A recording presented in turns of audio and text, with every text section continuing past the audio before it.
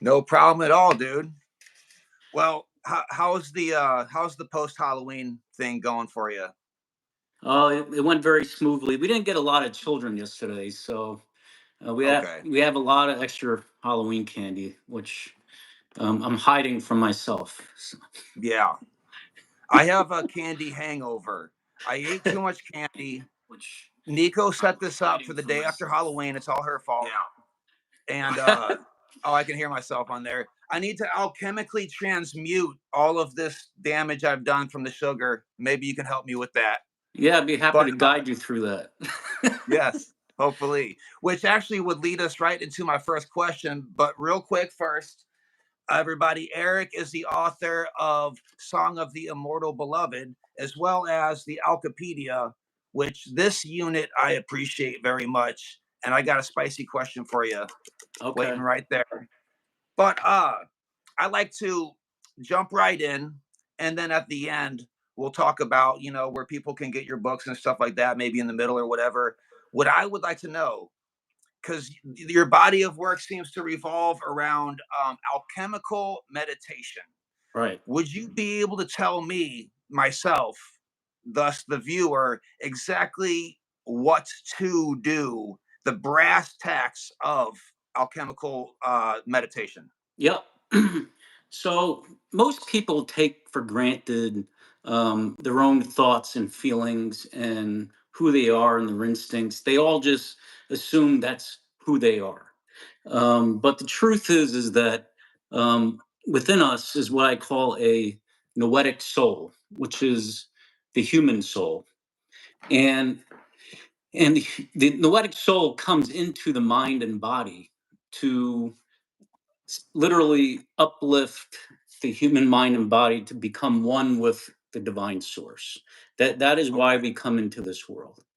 But when the noetic soul comes through the mind acts as a prism, and Yeah. there's a lot of interference from um, neurological programming that's been there throughout human evolution. So we have a lot of evolutionary baggage, Yeah. instincts that interfere with our thought processes, with our emotions, and so forth. And it doesn't allow the noetic soul to come through clearly. Right. And when the noetic soul rises within the psyche and it's trying to come through, it comes through as the authentic self, within a psychological model. So Okay. in alchemical meditation, our goal is to remove that interference, to Right. remove that baggage, to allow the authentic self to rise up within and assert who it really is. Um, Okay. and so basically, what the alchemical meditation does is it separates your mind into the observer and the observed. The Yeah. noetic soul is the observer within you, and the observed are all these mental constructs, feelings, instincts, reactions, emotions that Right. rise up whenever you're having an experience, whenever you're at work, every simple, every circumstance in your life is evoking some type of mental reaction within you. Oh And yeah. 9 times out of 10, most of that interference is getting in the way. Yeah. So what the alchemical meditation is we use what's called the five centers, which has its origin from the Sufis and Gurdjieff and Alspensky and those guys. And Okay. we use the five centers: the mental center, the emotional center, the instinctive center, the sexual center, and the motor center behind the shoulder blades. And you focus when you're having some kind of reaction. You take note of it during the day, and you don't need to do the meditation the moment you feel something, but you take note of it. You're doing a conscious self-observation throughout the Yeah. day. You're constantly observing your feelings and reactions, at least within the mental center and emotional center and instinctive. And then you're taking mental snapshots as you go through the day. And then maybe when you get home later and you have just a few minutes to contemplate, You Right. quiet the mind and you retrospectively go back to that moment in the day where you felt something that was interfering. Right. And you focus on it in your mental center, your emotion. First, you focus on it in the mental center, and you get a really good feeling of it, and you see the type of thoughts it's generating. And then, while that feeling is still inside you, you switch to your emotional center, and you see how it's generating the emotions, and you can see that it's operating differently in each of those two In centers. each center. Right. Yeah. and Yeah. and then you switch to the instinctive center, and you feel how that same emotion is making you feel in your instinctive center. And when you start to do this, it's starting to assert the power of the observer within you. And it's the observer is now saying, I'm here now, Yeah. and I'm taking control of my mind. And Right. it you start to build power within your authentic self, and it starts to slowly individuate the mind. And early on, you're doing that meditation, you're separating yourself from that interference. And ultimately, where you want to get, you go through this process in stages. Early Okay. on, we have our sense of self-observation that we use to go inward is not fully developed when we start using it, That's because for we sure. because we haven't been using it our whole life, so it's in an Yeah. atrophied state. So These things through are day not taught to us in early life. School doesn't cover it. Yep, that's By right. means, if in fact, if I was to say on that, they probably distract us from it. Yep. So And practice makes perfect for the observer. that's right. And so you do this daily meditation, and then you start to incorporate prayer to a higher self. And it could Hmm. be whatever higher self you want to use at that time. But Right. ultimately, where you want to get to is you want to be able to connect with the divine source that's at the center of all things. It's at the center of your own being. Right. The Kabbalists call it Ein Sof, and Hmm. it's a divine particle because it has always existed, and it's at the very center of your being. And every human being has the innate capacity within to tune into that force, to tune into Ein Sof. And um, Ein Sof has three dimensions within it. It's those three It's it, dimension. it Those three sounds dimensions. like Aeon Sophia. Is it derivative from that? Yes. So we can get into that, but yes, it's Okay. Iron Soft. Um, Yeah.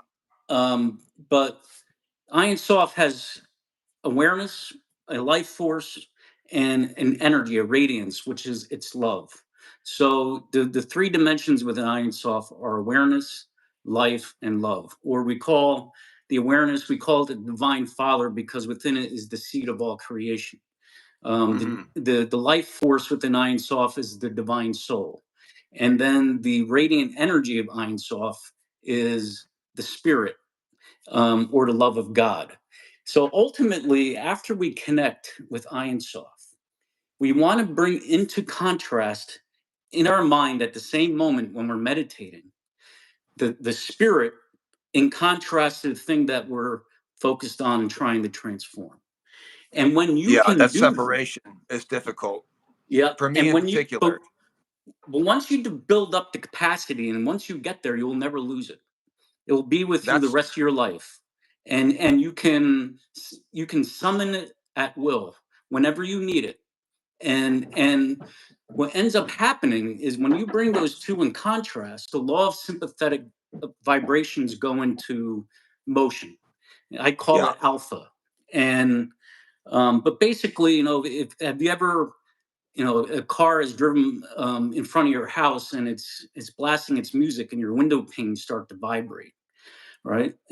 I'm sure yeah, you've heard that before, right? yes, Yeah, so that's the law of sympathetic vibrations, or the law of sympathetic resonance. Well, the right, spirit works the same way, okay? So okay, if you can bring the energy of the spirit in contrast in the same moment to the energy of the targeted psychological element that you want to transform, okay, that that element will transform immediately, and your Okay. authentic self will be liberated from that interference, and your mind will become more consolidated and more individuated, and you become more of who you truly are in life. And if you do this on a daily basis, great success will follow you, because the way we individuate the mind and unify the mind in this manner is under pressure. So when we're being challenged at work, when we're maybe we're into health and fitness, but every different type of circumstance that challenges you, you Hmm. put yourself into those situations, and you leverage whatever challenges are coming up within you to transform your mind. Right. And ultimately, that makes you transcend whatever challenge you're engaged with. And you will end Okay. up being extremely successful in whatever you endeavor in life. There seems to be like a tinge of wu wei or effortless living that happens once you're able to find the observer, which is actually you in the first place, I guess. That's But right. and able to become, I should say, the observer, and then realize that this flesh that's feeling all these things is not necessarily me. That's And right. I I have trouble. What I have trouble with is I used to be an avid meditator where I could sit in lotus position and clear my head. And I could go for like up to like 7 seconds or so, it seemed, without having a single thought. And that came after like years Yeah. of just letting the thoughts flow. As of lately, though, because of a big change up of career, I've gotten to where I've got this weird impatient guilt that just eats me alive whenever I'm not busy doing something, and Hmm. it's driving me crazy. Now, in order to get into that meditative state, I got to do the Wim Hof method like 4 times, Right. and lay back before I can even approach that, and then it kind of summons up in me. But I it's a relief to hear that, once you attain it, it never leaves.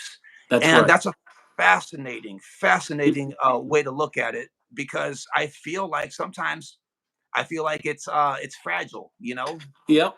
And once you transform a psychological element, which I call a false self, um, that false self is transformed forever. That new aspect of your authentic self is there forever, and you Mm, just get stronger and stronger and stronger inside your own mind and body, and until nothing can rattle you. right, um, right, and that is, if we all do that, that's how you achieve a self-actualizing state of being.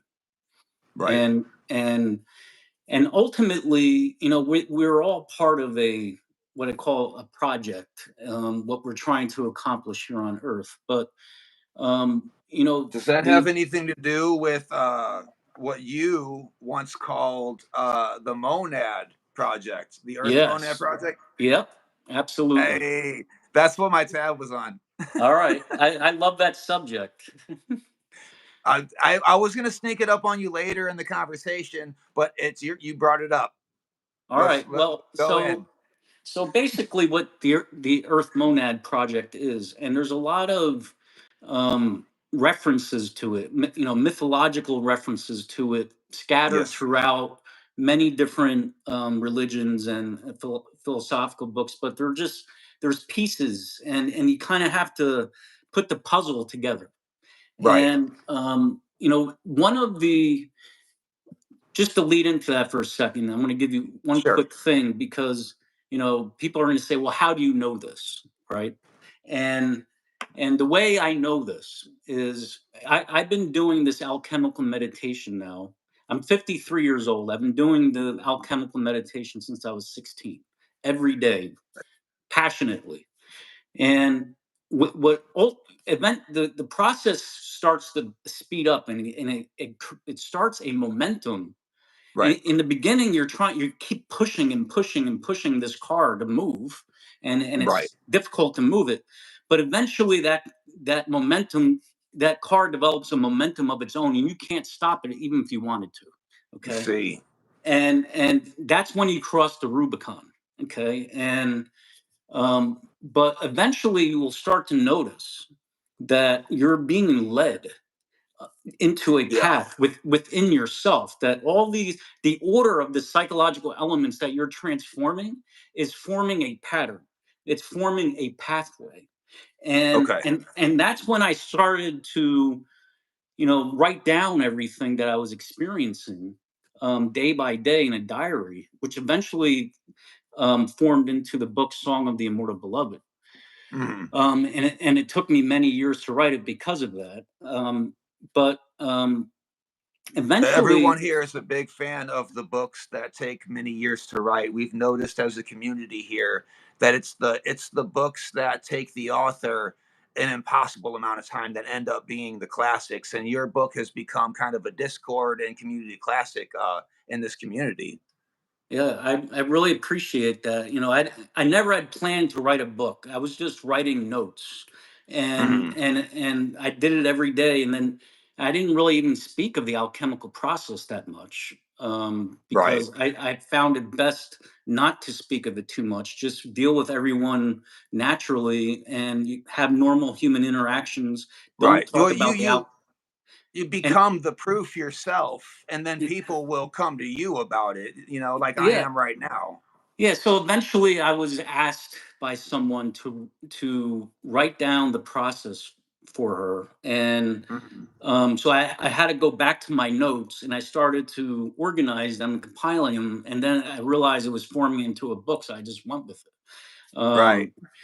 But to go back to where I was saying is eventually that pathway that develops, you're noticing it's following a pattern, that this force of alpha that transforms, that law of sympathetic vibrations, the operating force of the law of sympathetic vibrations. I call it alpha because I didn't have a better word for it. but Works. you know but the ancients might have called it kundalini, and the serpent, the great dragon. But Right. it's a force that literally assists you in transforming yourself. And When I was reading your chapter on the Earth Monad Project, my mind was reeling with mythological parallels, yep. and it reminds me of something I've been telling the viewers for the longest time now, which is the phrase the names have changed, but the story is the same. That's right. Religions, every religion, every myth, they're all, and maybe not every myth because there's different, hero's journey or whatever, but religiously, they're all talking about the same thing happening Yep. within in their own That terminology with that's their own right. different vocabulary. That's So right. there's the proof right there. Because what's happening is that the forces of consciousness that give forth the universe and Mhm. organize it, they're trying to speak to us, Right, and it comes through the collective unconscious. So right, when a writer is writing something, he's going to start writing things he's not even totally conscious of why he said it the way he did. And right, that's the cosmic quanta speaking through him, and he doesn't even know it. Okay. right. And that message comes through mythologically in all our stories and in Right. religion and so forth. And if you have a certain degree of consciousness, you can start to read between the lines and put it all together. But and to try to get into the Earth Monad project, what I was saying was is that alpha leads you all the way back to the divine source. It's a path of regression. So as you're Mhm. doing these alchemical transformations every day, alpha is actually stripping away all the layers of your mind, and it's leading you all the way back to the divine source. And once you arrive there, the divine source starts to show you how creation came all about. And you literally witness it, because in order to unify your mind with it, it needs to show you how it all came apart so you can put it back together again. It's part of the process of unifying the mind, is you have to realize the story that it wants to tell you. And I'm also I'm what wondering how many viewers right now have the Tool song "Schism" stuck in their head right now because of what you just said. Because that's like, I don't know if you like Tool, but that's, if you ever listen to Schism, that's what he's speaking about, or so it seems. And then that's a beautiful parallel to make, because I love whenever something that is what you might call cool comes together with something philosophical, and that's what really makes I think an effect for me, you know. Yep. Yep. But no, please do Absolutely. continue. I mean, Yeah. bringing the pieces So, together there. yep. So, and then you start to each of these forces of consciousness, which I call the cosmic quanta, they start to present themselves to you in a certain order, and each of them have a certain purpose, and each of them have a certain message, and they all tell you, they all reveal to you the part that they play, and Hmm. they all share with you some information. And so as I was going through that process, not only was I shown how creation came forth and what the purpose of the noetic soul is in that process, I was also given information about what is happening on Earth. Hmm. And and Oh yeah. and you know, it didn't tell me everything, but it told me a few key things from a spiritual level of what's happening. And I then don't when you think they're start, allowed to tell us everything. yeah, and then when you start piecing it together with, you know, other researchers in the UFO community, you know, about the breakaway civilization, and you start threading it all together, and then you compare it to what the forces of the cosmic consciousness are telling you. I Hmm. took all that and I mapped it all out, and in the Alchepedia, it's the Earth Monad Project, and I Right. also wrote about it in Concerto of the Rising Sun. I See. think the Alchepedia, I'd recommend that just because I go a little more in depth there on it. Hmm. But basically, what's happening is, you know, this whole process of alchemical meditation that we're talking about is a psychosomatic process, meaning the mind affects the body, and Okay. the body affects the mind. Hmm. So what it alchemical meditation is a psychosomatic process that allows the noetic soul to engage all your nature, to your inherited nature, and transform it and integrate it. See, the noetic soul does not come into the world to improve itself. It's already perfect. It doesn't Okay. come into this world to learn lessons, to pay karma, or any of that. The noetic Okay. soul is a perfect spark of light. And what happened was, the way creation came about was, the Iron Soft's love has infinite power. And that power, because it's infinite, needs to spark and create. Okay. So when it initially creates and sparks, it does it spontaneously without intent. It's not meaning to do it. Right. It created the universe. The first stage of creation happens by accident. It's Iron Soft's love that's literally sparking all of creation. But when Iron Soft becomes aware that its love, its spirit, had sparked all of creation into existence, he realizes that there's a life force in that creation, which I call the erotic soul, and that the Oh. erotic soul was stuck in darkness because Okay. it was conceived without intent, spontaneously. And that means that the erotic soul can't look backwards and see where it came from. And there was a split second where even Einsoff was unaware of the erotic soul. Okay, so that split That second, is absolutely fascinating. Considering, like, the Gnostic Gospels talk about everyone before coming to Earth must drink the waters of forgetfulness that is provided by the whatever the ghost of this world or something like that. I don't know if that is Ian Sof or whatever right? translated version of it or whatever, but Yep. even it itself had to drink of the waters of forgetfulness, so to speak. Yes. Yep. This all started with Ironsoft itself. So it was actually Ironsoft that sparked creation to existence, and there was a momentary. It could have been a split second, momentary lapse of Ironsoft not even being aware of what it just created because it was Right. spontaneous. And Because of that, the erotic soul emerges in darkness. Okay, that is the Okay. origin of darkness. And even in Isaiah in the Bible, it says, I create both light and darkness. I am the Right. Lord. I Right. I do this. And it says that. And so the darkness that Iron Soft creates is that momentary unawareness that comes forth because love sparked the erotic soul unintentionally, and but then it becomes aware that the erotic soul is there in darkness, and it wills that the erotic soul should be reunified with its being, so that the Okay. erotic soul can live forever. I'm being Because reminded right now of the top and bottom chakra, like on the opposite ends of the poles. mm-hmm, yep. And when it wills that the erotic soul should be saved, um, that gives birth to automatically gives birth to the noetic soul, and Okay. that is the light. And the awareness within the noetic soul is called the logos, which means the word, but it's really the will. It's the Right. will of the divine father that the erotic soul should be saved. And that immaculately conceives the noetic soul.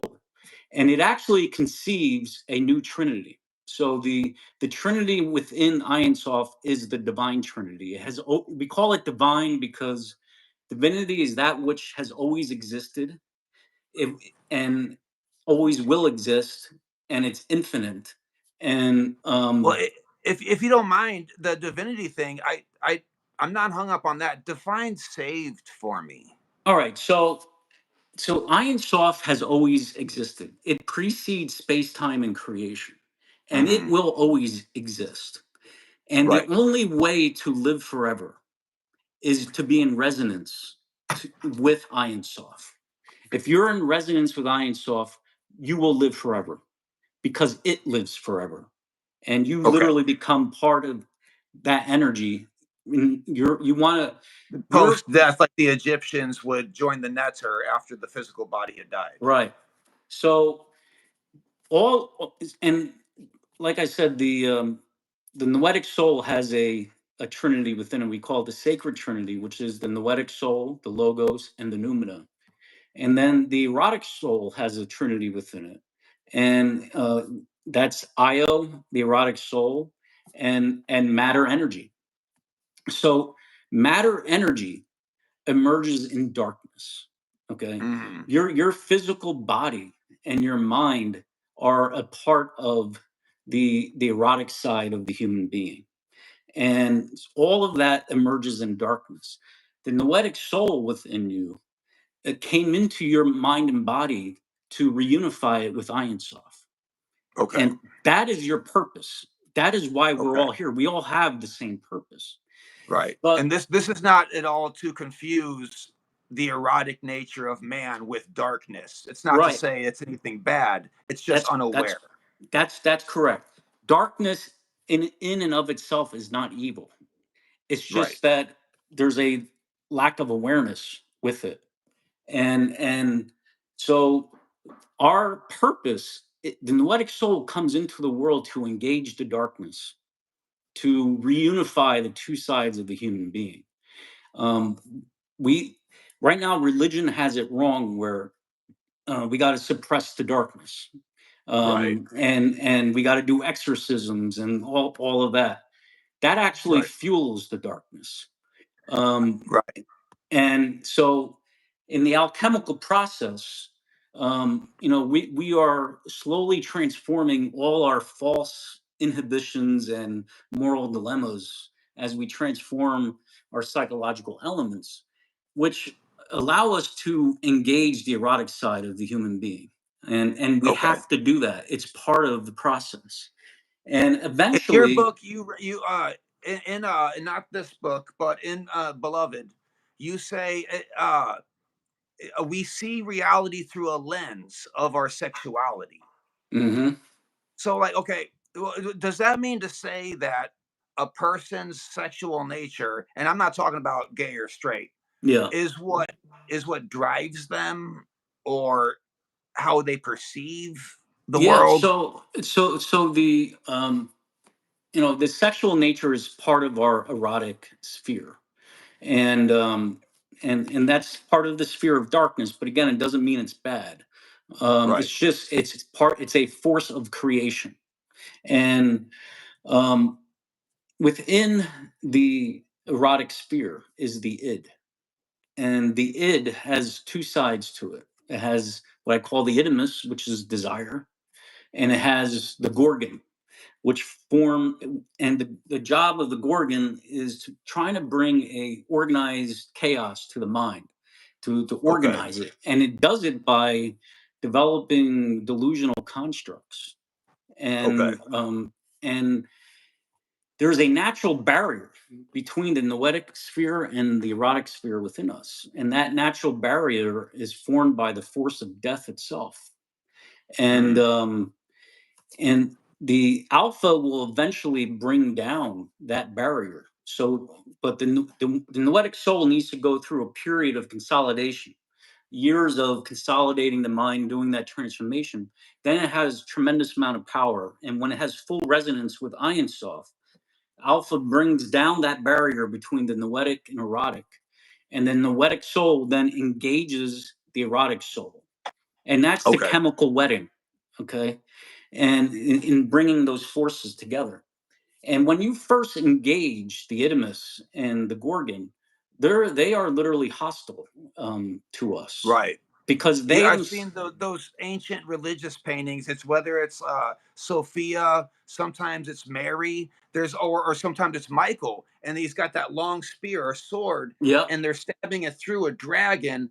But it's important to note that it's multi-headed. Sometimes it's an ox, but Right. it's not dead. It's not dead in the picture. Right. They're engaged, and there's an activity happening. They're Right. not getting along, but they Right. certainly are engaged. Yeah, and here's the thing: you could never defeat and kill the darkness because Right. Iron Soft itself creates it, and Right. the act of creation is an ongoing process. It's not a one and done thing.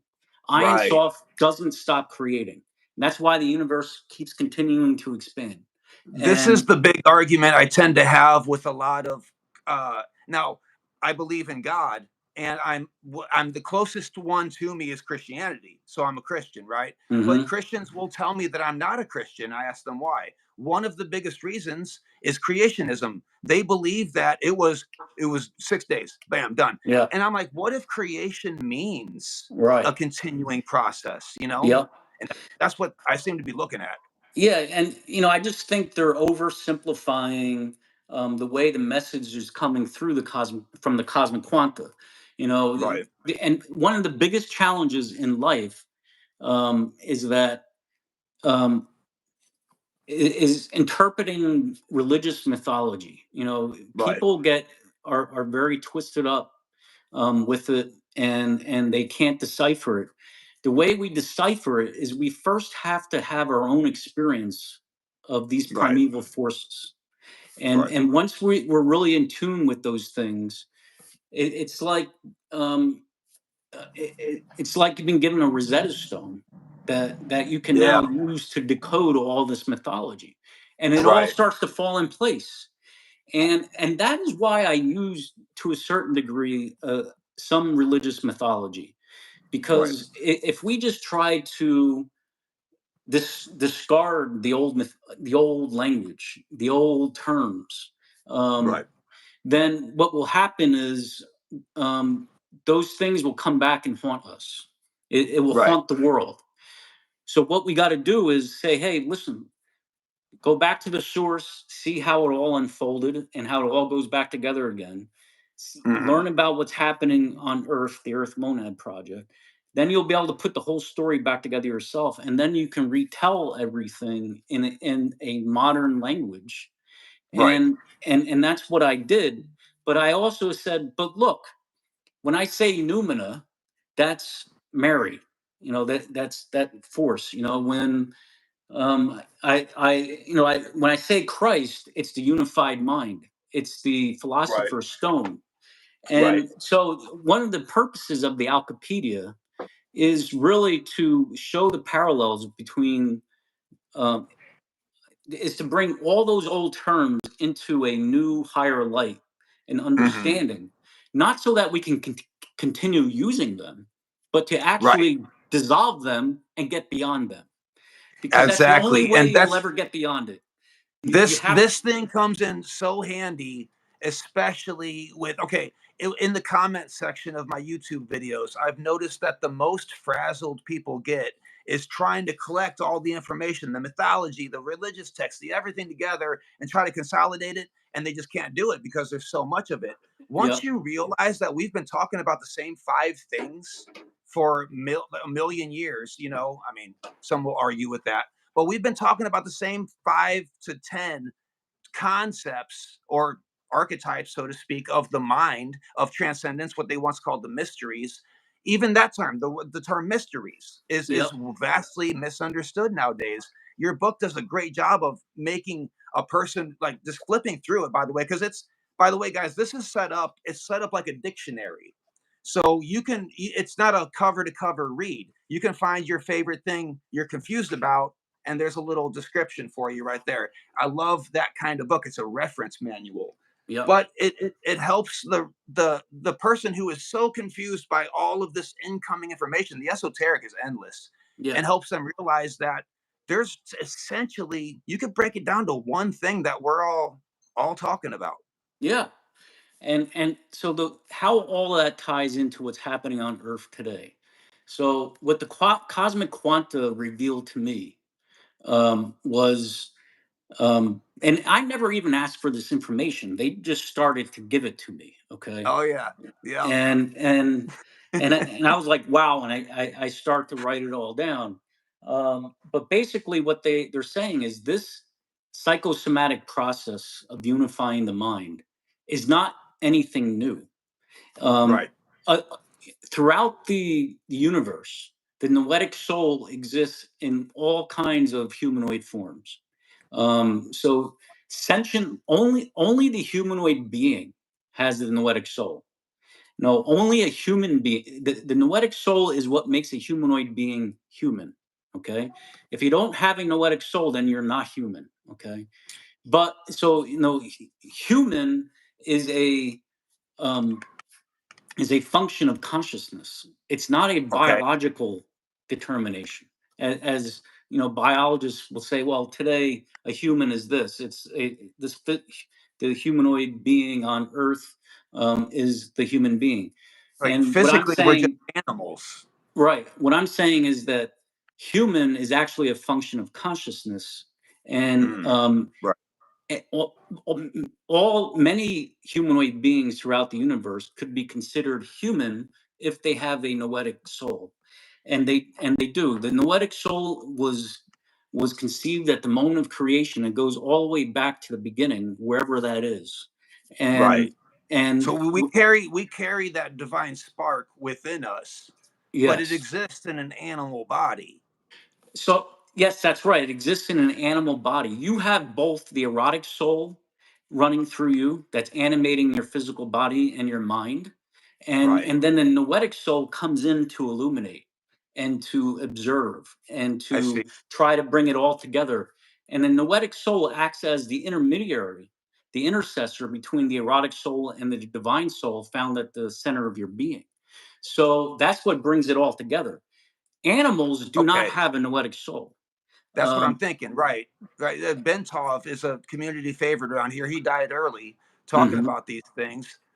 Use your own conspiracy, but he laid out the chart of beings and consciousness, and he taught minerals, plants, animals, mhm, humans, and then he went even above that, and that's where we get a little right. wild.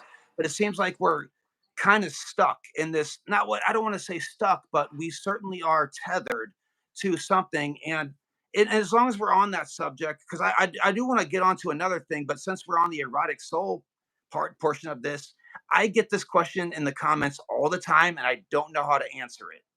uh and it's about semen retention. So not to get weird, but like, even okay, to prepare for this interview today, I refrained from ejaculating for like, oh my goodness, 5, maybe 6 minutes. So I was able to join this chat all pent up. All right.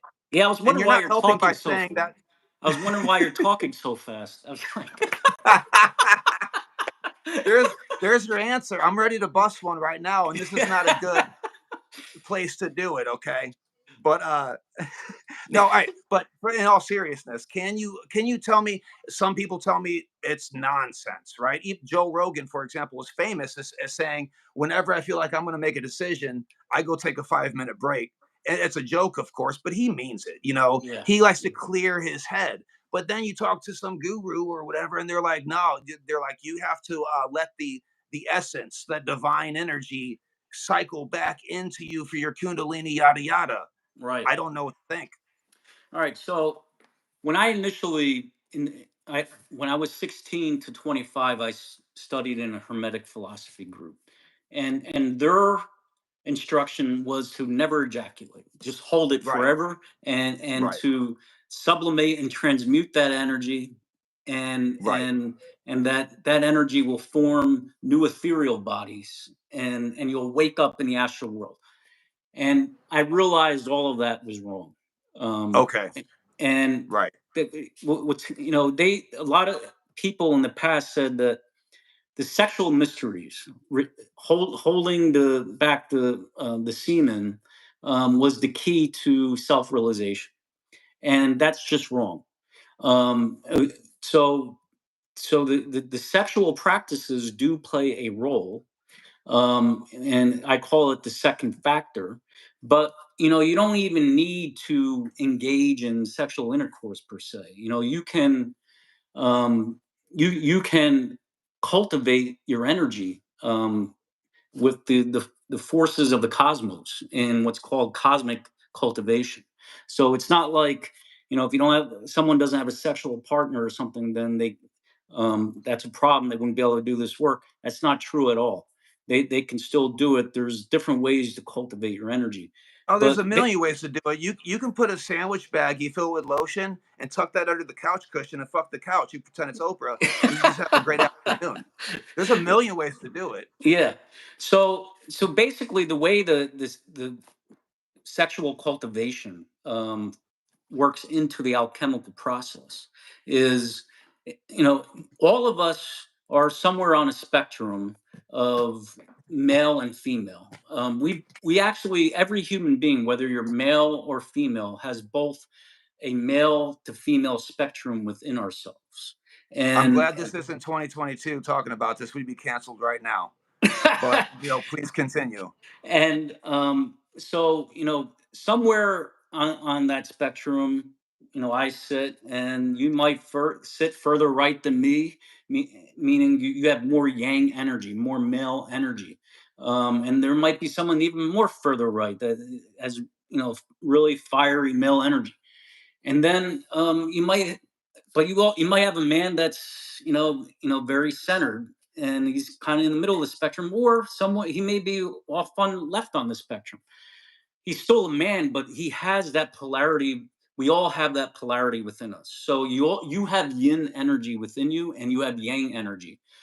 Right. Yang, male positive; yin, female negative.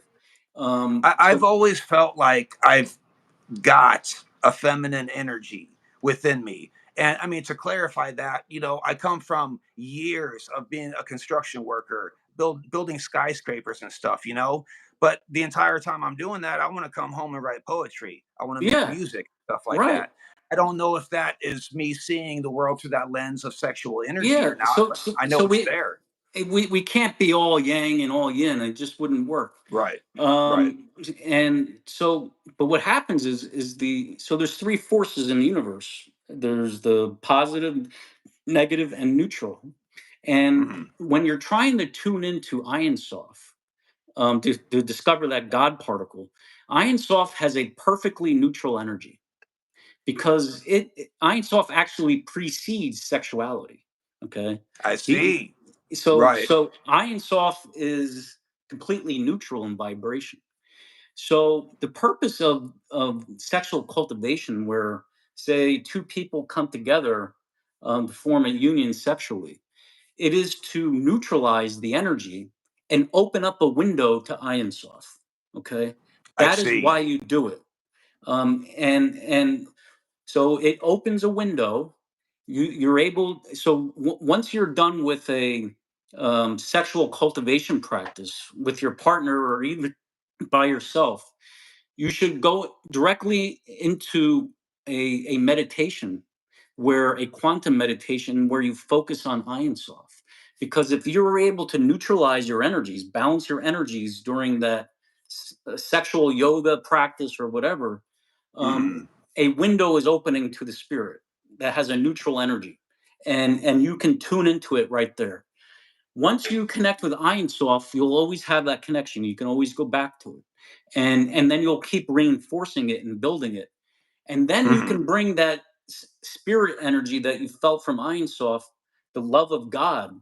You can bring that into a practice of alchemical meditation, Okay. and so the sexual mysteries support the alchemical process of transformation, but it does not lead the process. And Right. and so it's very important to listen to your body, and don't force anything. Um, Well, and this is the biggest difference between cultivating your sexual energy and what I see. I mean, a lot of people my age, especially younger, when back when I was whatever, but they kind of lead their lives chasing something that is on the opposite end of the spiritual wheel, and it's so destructive and it's so absolutely distracting that I can't help but wonder that's where the whole no fap no nut November semen retention thing started in the first place, yep, because it really is a drastic change. If you're running around chasing, going to bars, drinking, you're trying to get a date, blah blah, you're not focusing on your future, and frankly you're fucking up. So I yep, can see how those techniques, so to speak, started. But what you're saying is that it's pointless. You might as well integrate what that energy is going to do anyway right, into bring it up here, and then use that fuel from the gas tank yep, up here. that's right. Right. And the sexual energy is very important too, because it allows you to connect with the erotic side so you can integrate it. And Mm, so I'm not a I don't believe in celibacy and suppressing all of that. I'm right. 100% opposite of that. I believe we need to engage the erotic side, even kind of walk the path of the razor's edge. Right. We need to do it in an ethical way, and all of that. But there has to be a human exploration of that. Right. And right now humanity just has so much shame and so much confusion around sexuality that it's like touching It's either extremely celebrated, like if you see a pop star on stage, even the rock stars on stage, and they're all talking about sex. Every single song outside the genre of metal and rock is talking about sex. So it's either their entire identity or the opposite of that, where you have to be ashamed of it. Don't talk about it. We don't fuck. right, It's very strange that there's no middle ground right, whatsoever, just like right. everything else. Everything seems to be so polarized. Everybody has to choose a side, go Well, all the way over there. part of the reason for that is within the id. I mentioned that there's the idimus and there's the gorgon, Hmm. and they're actually at polar odds with each other. So the Right. idimus is all about desire, and that's where your sexual desire really comes out of. But the gorgon hates sex and twists it and deforms it and suppresses it. And the gorgon, the force of the gorgon, when it rises in the mind, and it doesn't consume everybody, but I would say about 10% of our population, the gorgon has risen within them and consumed their entire mind. And those people are Hmm. narcissists, sociopaths, and psychopaths. Hmm. And their sexuality is dictated by that force, which totally mocks it and twists it and distorts it. Right. And that comes through in kind of the global consciousness too, and the global discussion, and it creates all the shame and conflict and all of that. It's all of that is a reflection uh, of the of the Idamus and the Gorgon in polar odds with each other. Can we relate? Is there a possible relation from the id and the gorgon to say or here like you know the anima and animus, so to speak? Yeah, yeah. So it's a little bit different, but it's along the Okay. same lines. The anima and the animus is really just Carl Jung saying that the anima is the female side within the man, and the animus is the Right. male side within the woman. It doesn't. It's kind of a different way of looking at things, but Mm, we all have the Gorgon side of the id within us. We all right. have the Idamus within us, and they all come and express themselves in a different way. Right. And in the alchemical process, the Idamus and the Gorgon get integrated at the end of the process because the noetic soul needs to build up its power before it engages it. I And see. but eventually we need to integrate those forces. And the truth is that the Gorgon may be the most malevolent force within humanity, but when we integrate it, it becomes the most powerful and most wonderful force of all of them within the monad. I'm Um, reminded of what Robert Temple talked about, divine madness. Whenever this thing hits you, and some people, it's just, I don't say hits you, but you're born with it. You can decide where it goes. Psychopathy, this madness could go until you become a politician and you want to yeah, control everything, or you could become Jimi Hendrix and reinvent the guitar. yeah, But it's that same primal energy that's kind of funneled into that animal body that wants to express itself. yeah, and that this leads perfectly into what we. I didn't finish my point before about what's going on Earth, the Earth Monad Project. So Perfect. we, so human beings go back to the way billions of years into the universe, and Oh, they know about everybody knows about this psychosomatic process that we're discussing here right now, and it's been tried many times on other worlds, and most times when it's been tried, it's failed. And the reason oh, why is most human beings, the even though the noetic soul is there, the automated side of the erotic side of your being. It's automated. It's programmed by nature. Um, yeah, and if people don't stand up and make a conscious effort to do this process, then all those programs just take over the mind, and darkness just comes in, and right, eventually it turns malevolent, and right, humanity destroys itself. And this whole process is we are trying to complete within ourselves what God completed to create the universe. Okay. God itself at the cosmic level, the noetic soul came forth, engaged the erotic soul, reformed the monad. right, And when it reformed the monad, that was the universe. That's when the right, Big Bang shot off, right. when they reconciled those I, forces. I'm And we reminded of Naus. Right. Right. So we are trying to do the exact same thing. We are compelled to repeat what God completed on a cosmic level. We are compelled to do it on the individual human level. And Okay. what This other is like human there's an as beings, above. Okay, yeah, go yeah, ahead. what other human beings decided on other worlds after trying this for millions of years, and with so many problems that it created, Yeah. they just eventually, and this is what the cosmic quanta shared with me.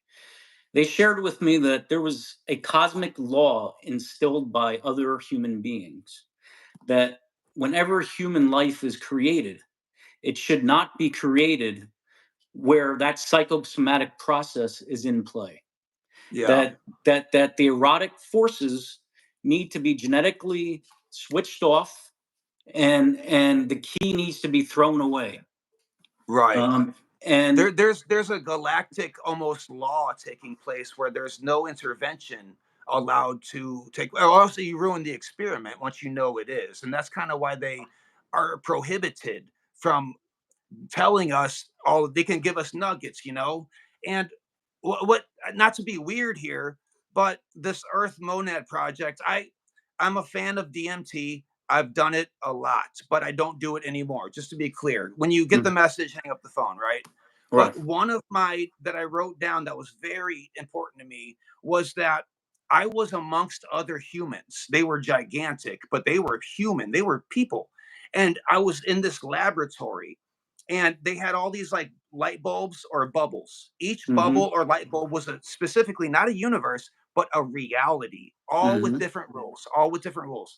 And whenever I was looking up at them, I was like, is this literally a laboratory?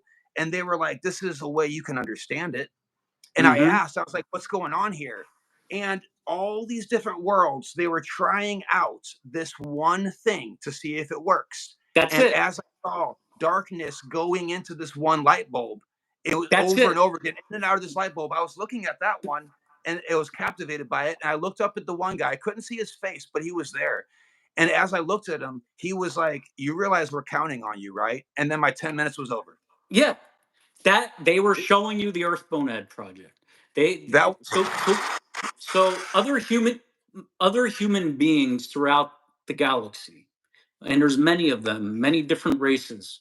Um, all of them have the erotic side kind of switched off. Only the noetic soul is right, allowed to manifest, right, and so they cannot complete the prime directive of the noetic soul, which is to engage and unify the darkness. They can't. They right. don't have the genetic ability to do it. It's been switched off in them, and they did it intentionally. And when they did that over millions of years, peace and prosperity blossomed throughout the galaxy. And that cosmic law has stayed in place. And they said, we can't become immortal because we're not allowing that psychosomatic process to play out. So Right, we will remain forever mortal, and we right. accept that. And Okay, but if you want to become immortal, meaning that the human species, the human organism, is going to be lifted up until its vibration keeps going higher and higher until okay. eventually it steps outside of time, and it The becomes an entire immortal. human species? Yeah, so our genome is evolving to where the noetic soul continues to elevate psychosomatically the organism, to eventually become one with Iron Soft. And when that Okay, happens, we will literally reascend back into hyperspace, and okay. we will become an immortal species. And So but it's we're is it the individual like the pharaohs once did, or so does it take the I entire species? it so the process is being is unfolding as an entire species. Okay, I can't tell you if it's possible that if you continue to do the alchemical process, you yourself will become immortal. I don't know that yet. Okay, but right. I know that it's a function of our evolution, and that the Hmm. noetic soul is coming in and out, life after life, in group sync with all the other noetic souls coming in to elevate the species as a whole. And just by your noetic soul being present in your mind and body, you are accomplishing what you were supposed to do here in life. Okay, That is the most important thing, is just living, and and and not allowing the forces of darkness to take over your mind and control you. Just right, allow your authentic self to be front and center and live your life that way. Then the right, noetic soul has the space it needs to do the job it's supposed to do, because um, the, the, the noetic soul has a natural automatic lifting effect purely through its presence. right. And so just by it being present in you, you are accomplishing what you were supposed to do. And So our you job, say it's always present within us. It's just a matter of realizing it. yes. So, and the way you start learning about your own noetic soul and your authentic self Mm, is separating your mind into the observer and the observed. Every time you do that, you okay. are you are separating the noetic soul and making it strong, and so Okay. that it can come forth and express itself clearly through your mind. And Okay. so our job is to help do that. And Yeah. if so this process is unfolding very slowly through time, through evolution, which is called the spiral path. But if you become conscious of it and you decide to collaborate with it and try to help it along, that's Right. called the straight path. Right. And if you follow the straight path, you can literally achieve the monad in one human lifetime. Right. And They where called it the middle path in Buddhism. They called it, yeah, yeah, a lot of and different things. yeah, and and I believe if you're able to complete the monad while in human physical form, that creates a shock throughout the new sphere, through the Hmm. global consciousness, and Throughout religious texts forever, there's this idea of whatever happens on Earth sends a wave throughout the cosmos and changes everything. And yeah, that's not me talking. That's, I mean, you pick up any Bible of any religion. right. That's part of it. So what's happening here on Earth is they've turned that switch back on, Hmm. and our humanity has eaten the forbidden fruit, meaning the psychosomatic process has been turned back on so that we can engage the forces of darkness. That's the Okay. tree of knowledge of good and evil. to Okay. know to know light and darkness. That's the tree of knowledge of good and evil, to know light and darkness, The so that serpent we didn't say to turn down evil for good. He said to know the difference. that's right. We need to engage those forces of darkness and integrate them. And when you do Wow. that, you form the immortal tree of life, that's being guarded by the cherubim deeper inside the Garden of Eden. That's immortality itself. And the reason it's guarded by cherubim, those are the human extraterrestrials that are guarding this process. They don't want people doing it, because Right. every time people tried, they failed and became evil, and they declared war on other humanities. So Right. they said we're going to outlaw this process, not because the monad is bad. Right. It's actually wonderful and miraculous, but Right.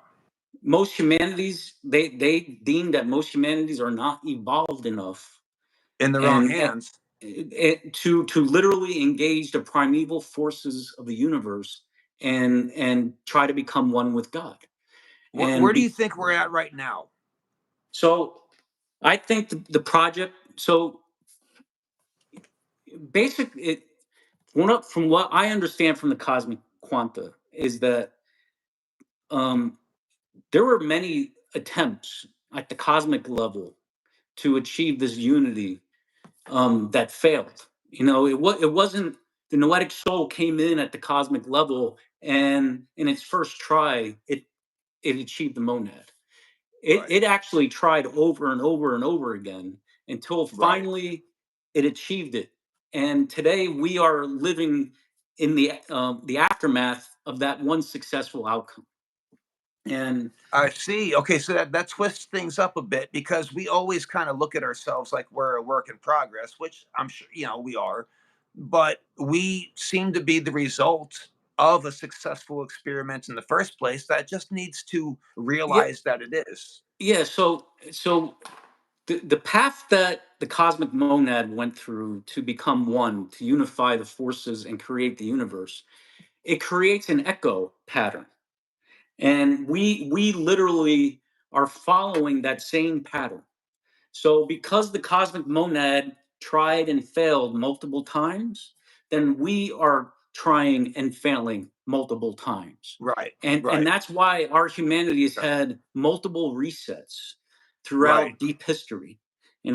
Our modern history only goes back, you know, 4 or Right. 5,000 years. But The Egyptians, the Hindus, oh my goodness, the list goes on. They all talk about we are living in the fourth world, not the fourth right, society, the right, fourth world.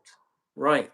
And so right now we have there's been multiple iterations of our humanity. And I believe in when we were first started, um, it was through a renegade band of scientists that disagreed with the cosmic law because it Mhm. is the prime directive of the noetic soul to engage in this process. Right. And so they disagreed with the cosmic law. They came to our solar system, and I think they started on Mars or one of the other Mhm. planets before Earth. And that ultimately caused a cosmic war Yeah. between that humanity that was trying to start us and Right. with the rest of the galaxy that was trying to enforce the law. And so we were considered a forbidden humanity. We're not allowed to exist. And they kept wiping us out. And so from the beginning, we've been trying to fight for our very existence. And Wow. and then the original managers, the Anunnaki or the Greek gods that you want to call them, they were real technological human beings. They were human beings from other worlds, and they were trying to create a humanity that would eventually become immortal. That was the final frontier to them, and what is human immortality to achieve the prime directive of the noetic soul. That is the ultimate prize in the universe. So Is they it came because they failed themselves to do it? because they didn't have Or the genetic capacity. That genetic switch was switched off inside them. So okay. they said, well, we're gonna create a human species and we're gonna turn that switch back on. And Oh, and so they created us with that switch turned back on. And then other humanities kept coming in and wiping us out because that's forbidden. And okay. eventually, and then there was a lot of treaties between these warring factions, and but each time that our humanity developed, something went awry, and it needed to be destroyed and restarted. And Atlantis would be the most recent case, I yeah, suppose, of hubris. exactly. And I believe at the end of the last humanity, before the Younger Dryas, Mhm. um, a the Anunnaki that were managing us, the historic Greek gods, the Anunnaki that are shown in the Sumerian tablets, they were our original managers. They were our founders, and Mm.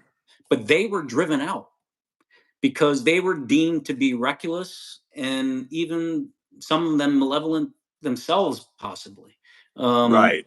and they weren't good managers. They were creating all types of cryptid animals and hybrids, and Right. they were really fucking up the whole genetic pot, so to Right. speak. And they weren't Right. allowing the process to unfold, and they were engaging sexually with us, which That's yeah.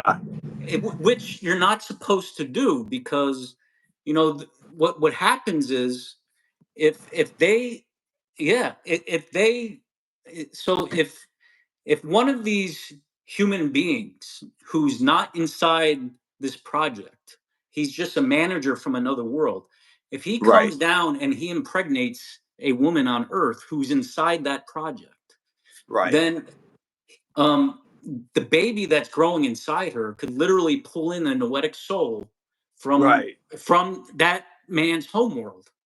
And that's the big problem that these other humanities had. They said that you're bringing into this project noetic souls from our homeworlds, and they don't want Right. to go in, and Right. and and and they're getting trapped inside this project where this project involves engaging the darkness, and we go through suffering. Right. We deal with darkness and suffering and through the In the Emerald process. tablets, it is said that we sign up for it, but as soon as we start getting pulled in, we go in kicking and screaming. Yeah, exactly. Well, I believe now. So, what happened was, the new sphere of the planet was really dark.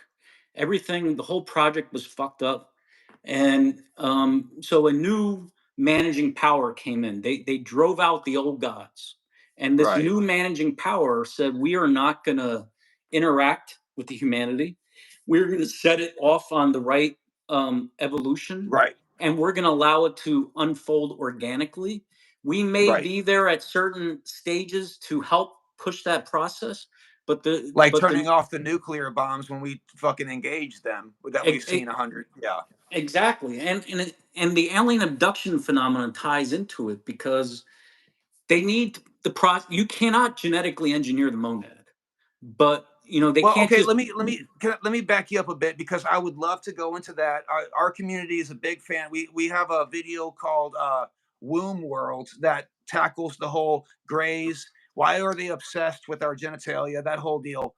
But before I would love to go into that. Who who stepped in to do we have a name? Arcadians? Are we doing So I Palladians? believe what and I haven't revealed this in any of my books, but I'll tell you here that Nice. a race of beings that have already achieved the monad. Okay. Um, they're literally an immortal race of beings. They stepped in and Do we and have a said, name? "I don't have a name for you," but Are they um, Pleiadians or I mean, they look no, human. I believe they're actually originally from a different galaxy. Okay. But they came in, and I mean, we worship the Anunnaki, the Sumerian Right. beings, which We were didn't have a choice. That's all that's just what we saw. yeah, yeah. But the Anunnaki worshipped this other group. I You know, see. we saw the Anunnaki as gods. Well, the Anunnaki saw this other group Right. as gods. The district manager stepped in and kicked the manager out. Exactly. That's what happened. Wow. And that group of beings, they have an AI, an extremely advanced AI, and I believe the gray aliens are part of that gray eye, that AI. I They know are. I'm sticking with gray eye. That works for me. I'm gonna roll with that for the next 3 months. Okay, um, all right, so let's dive into it then. Okay. So what okay. I'm under the impression most likely prematurely that grays are a robotic that's a right. biologically okay, you take They, it they away. they are a biological robot. Okay. They are an organic AI, and the AI is super intelligent. It plays 11-dimensional chess. So, the this other humanity that's now in charge, they are not engaging with us directly. They're engaging with us through the AI, Okay. and because they don't want to. That's one of the rules It's in a loophole. managing it. What's that? Like it's like a loophole Yeah, in the law. yeah, Okay. yeah. One of the rules is that the managing humanity cannot engage sexually with the humanity inside the project. Okay, you got to keep Okay. those bloodlines separate, and so and that's the whole problem with Atlantis and Lemuria is they kept mixing those bloodlines, Okay. and so you got to keep the bloodlines separate. And because we mix those bloodlines so much, all those Anunnaki noetic souls are inside us now. Many of us were the Anunnaki and Greek gods. We were part of those humanities. And so Did you happen to see our second to last episode called oh guys, help me out. Esoteriception. Did you happen to see it? I have not seen it yet. Okay.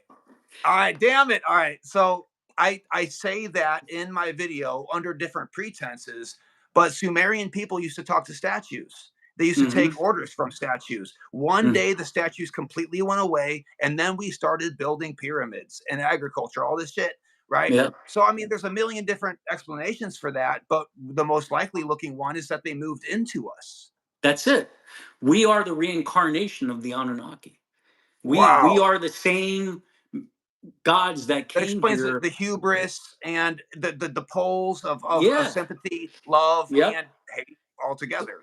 The It's truth complicated in is here. our humanity has become a melting pot of different souls from a lot of different humanities. That America. because now that this other managing power has come in, they said, let this be a benefit to all the other human races in the galaxy. Let Okay. all your souls come into this project so that eventually Wow. eventually these other humanities can benefit as well. So It so feels crowded in here a lot. yeah, yeah, And I know everyone can relate to that. It's almost like whenever you look at animals, you can see an animal just exist. yeah, But we look at the animal just existing, and then we look at it like what like it's pointless, and it's like almost an intrusive thought. But then we realize that there's something wrong with us. Why yeah. can't we just Yeah, so exist? We have to be you used to be in a higher, more evolved physical being. right. And now all of a sudden you're inside this lower level life form, humanoid, Survival mode. and you're like, something's not right. This doesn't Right. feel right. Something's wrong. Right. Something's off. I Yeah. and people have, memories that come up through their dreams and so forth. They know they're not Right. from here. And Right. and so yeah, we are all participating in this project. And Right. I believe the project is under much better control. The point of the project isn't to become good. The point of the project isn't to try to get everyone to play nice together in a sandbox. The point of the project isn't to create a society where everything is perfect. Those are Utopia all doesn't work. yeah, those would be all secondary side effects if I we were see. able to achieve the monad. Okay, Okay. so Might what? this be compared with the wholeness of individuation? Right, exactly. Okay. So their goal is to evolve the human species to become an immortal being. Okay, Yeah. and they know that during the process, we're going to go through a lot of shit. We're going to Right. experience evil. We're going to kill each other. We're going to have wars. There's going to be horrible shit. And Right. but And then over that helps explain the atheist question. Why, if God is real, why is there so much suffering? And I mean, the most simple answer is like, why wouldn't there be? I right, mean, why would a God deny himself of both sides of right. the experience of wholeness? So if we're able to continue without destroying ourselves, what Hmm. we have to gain, very few have ever gained throughout the In the universe, universe. the whole universe. I love it. We will become like the immortal beings that are guiding us now. We will become Yeah. like them. That I that I is the had end goal. I had a sarcastic question prepared for you that I didn't get a chance to bust out. But what's so funny about it is okay, my sarcastic bullshit question was, hey, you talk about the cosmic consciousness. Why are you always trying to one up my man Jung, who talked about the collective consciousness? And it Yeah, almost I feel as if now our entire interview thus far has answered that question because Jung, of course, as much as he wanted to speculate about things outside of humanity, never did. I right. mean, he on some of the works that he released after he died, he certainly did. But I mean, but he was always careful about it, you know? Yep, Whereas I think now we almost, under the pretense of Jung, have this permission to be like, okay, this is what mythology shows. yep. This is what science is showing as possible, and it might be the case where the collective consciousness can now be expanded out to be considered a cosmic consciousness. Yes, it is. And when certain people we're always approaching this subject from one or two angles. We're Hmm. either a scholar like Carl Jung, and Right. his livelihood literally depends on it. So he Hmm. has to be careful about what he says. Right. Otherwise, he'll be like excommunicated from his own profession. Um, Right. and so you have scholars and researchers that are not really engaging in the alchemical meditation. They're not really doing all that, but they have a Right. passionate interest in it. And Right. Well, they're Carl Sagan yep, was all the way on board with speculation and going all out there and letting the mind go free with experimentation, the mental experimentation. Somebody somewhere told him to shut the fuck up, and yeah, they showed him something he didn't want to see. right. But his So, early work reflects it. but that's why people who are not in the mainstream, meaning, people that don't depend on this field of study for a living. They're Mm-mm, not a psychiatrist, they're not um, a professor of a university in humanities or anything like that. mm-mm. They literally have a different job. I'm in construction, you're in construction, Are you and in construction? yes. What do you do? I'm sorry to derail you here, So but so I what's up? started off as an estimator when I was 21, and so I've done everything now, and so I kind of manage a full operation, but my core So skill you're set the is guy who told me how long it would take to caulk all these damn seams on this yes, 14-story it's my building. fault. I did that. Oh my God. Bullshit. Damn I'm the one who estimators. told you you got to get this whole thing caulked in 5 days with your crew of 10 guys. If you can't do it, we're losing money. And you're like, Right, right. it's We're gonna out of fucking take hours. twice that. You know what we say? Whenever they come up to us in the job trailers now, and they say, "Hey guys, we're I hate to say this, we're out of hours." Yeah, What we started doing, and this is only you'll only find this in union work. We yeah, go, I didn't know we were out of hours. Hey, boys, grab your lunches, grab your tools. We're going home. We're yep, leaving. We're out of hours. And yep. then you bring up, and I have to be the guy in the room to be like, hey, wait a second. How did we run out of something we made up? That's like that's how like walking into say, hey, we're out of inches. Sorry, Yeah. guys.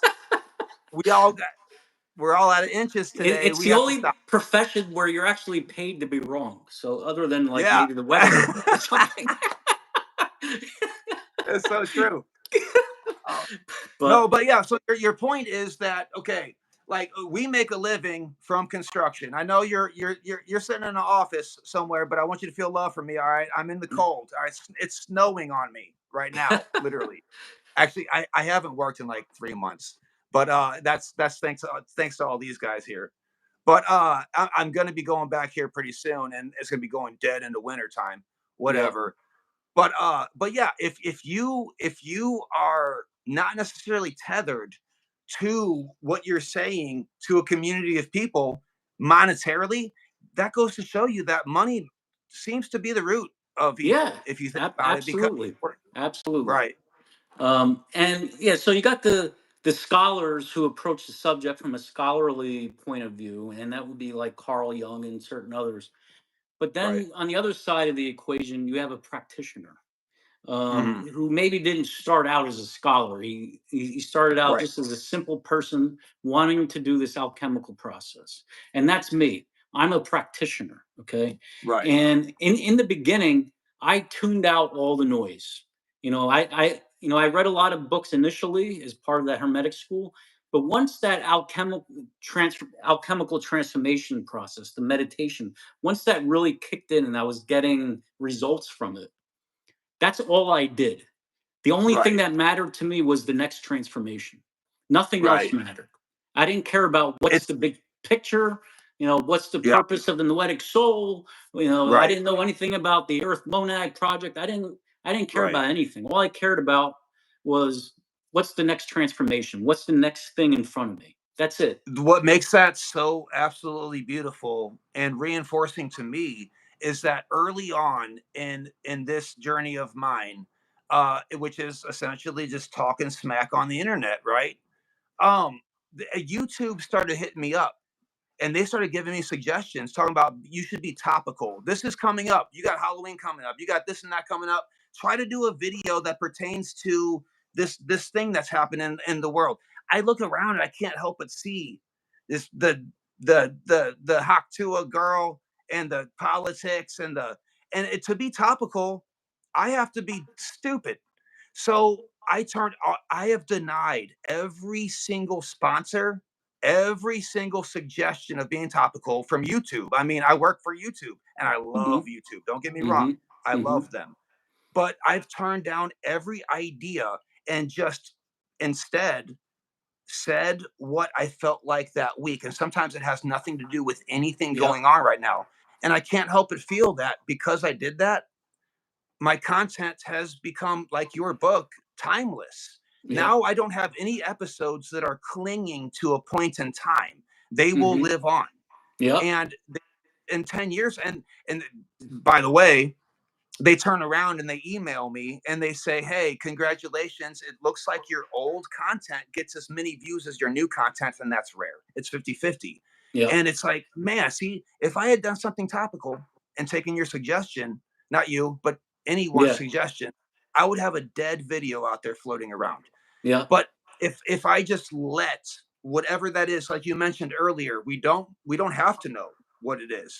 Right. 21 Pilots is my favorite band. Everyone can make fun of me, fine. But he talks about, don't ask me who write the songs. I don't write the songs. I go into the studio and my hands do the work. Yep. And I felt like that was the perfect way to capture letting what it take over, or the Yep. id in this case, Yep. you know. That's right. That's everything you're saying is spot on. You just Thank got to you. go with what you feel is right each day, Right, and just let it unfold, and right. tune It's out easy all to the slip. noise. Right. Well, what I struggle with though is I wouldn't say struggle with, but what I keep on top of the best I can is discipline, because I mean, I'll I'll be honest. If I did exactly what I wanted to do when I woke up, I would scroll through the comments on all day in YouTube and just read all the compliments and just feel great about myself and Yeah. just not get anything done. Mm-hmm. And also read some of the haters too. I enjoy those. Uh, but you have to let it flow through you, but it won't flow through you in its purest form unless you are disciplined and you get up and you do something that you don't want to do. Right. And that's what I've kind of been struggling with. Is I used to wake up, I don't used to, uh construction, right? You go 4 a.m. into the, I mean, it's wet outside, and you go and you do something that is just grueling on your body. You carry wet steel in the Yeah. freezing cold up Yeah. into a tower, and it's what you don't want to do. So Yeah. now that I've been off for 3 months, I have to make myself wake up in the morning and say, okay, what is as hard as that? Right. And I have to choose the creative endeavor that is Mm-hmm. as hard as that. None That's of which right. apply, That's right. but I try to make it. I make See, it hard. I make it you're difficult. already alchemically transforming. You're already self-actualizing, where you're overcoming your own inhibitions, and you're doing Right, it in your own way, and that's what makes people successful. right, right. People, and so I mean, look at your channel. You got over 100,000 subscribers within a year. It's popping. That's It's well, ridiculous. that would have never happened if I would have celebrated it. Yeah. And that's the point of the whole Well, thing, you know. your humility and your authenticity comes through, and people are attracted to that. You know. That's good because I have imposter syndrome a lot. Sometimes I'll read Manly P. Hall and I feel like a bitch. I'm just like, why are people listen? What? Like, it doesn't make any sense when they have this guy, you know. But nah, they like the dick jokes, you Yeah. know. Yeah. So there's a couple questions that are coming in. I got some questions from the Discord prepared, Okay. but okay. Elliot James, I've seen his comments a million times on the channel. I'm not looking at them, but I happen to see it when we were talking about aliens and shit, which is fun. He wanted to know about reptilians. Uh, So yeah, that I have a certain view on that. There okay, may be reptilian humanoids out there. I think there's probably an infinite variation of humanoid life throughout the universe. So yeah, most likely there is that. But when people see reptilian shadow forms standing next to their bedside, hmm, that's not a reptilian alien. That's your itimus.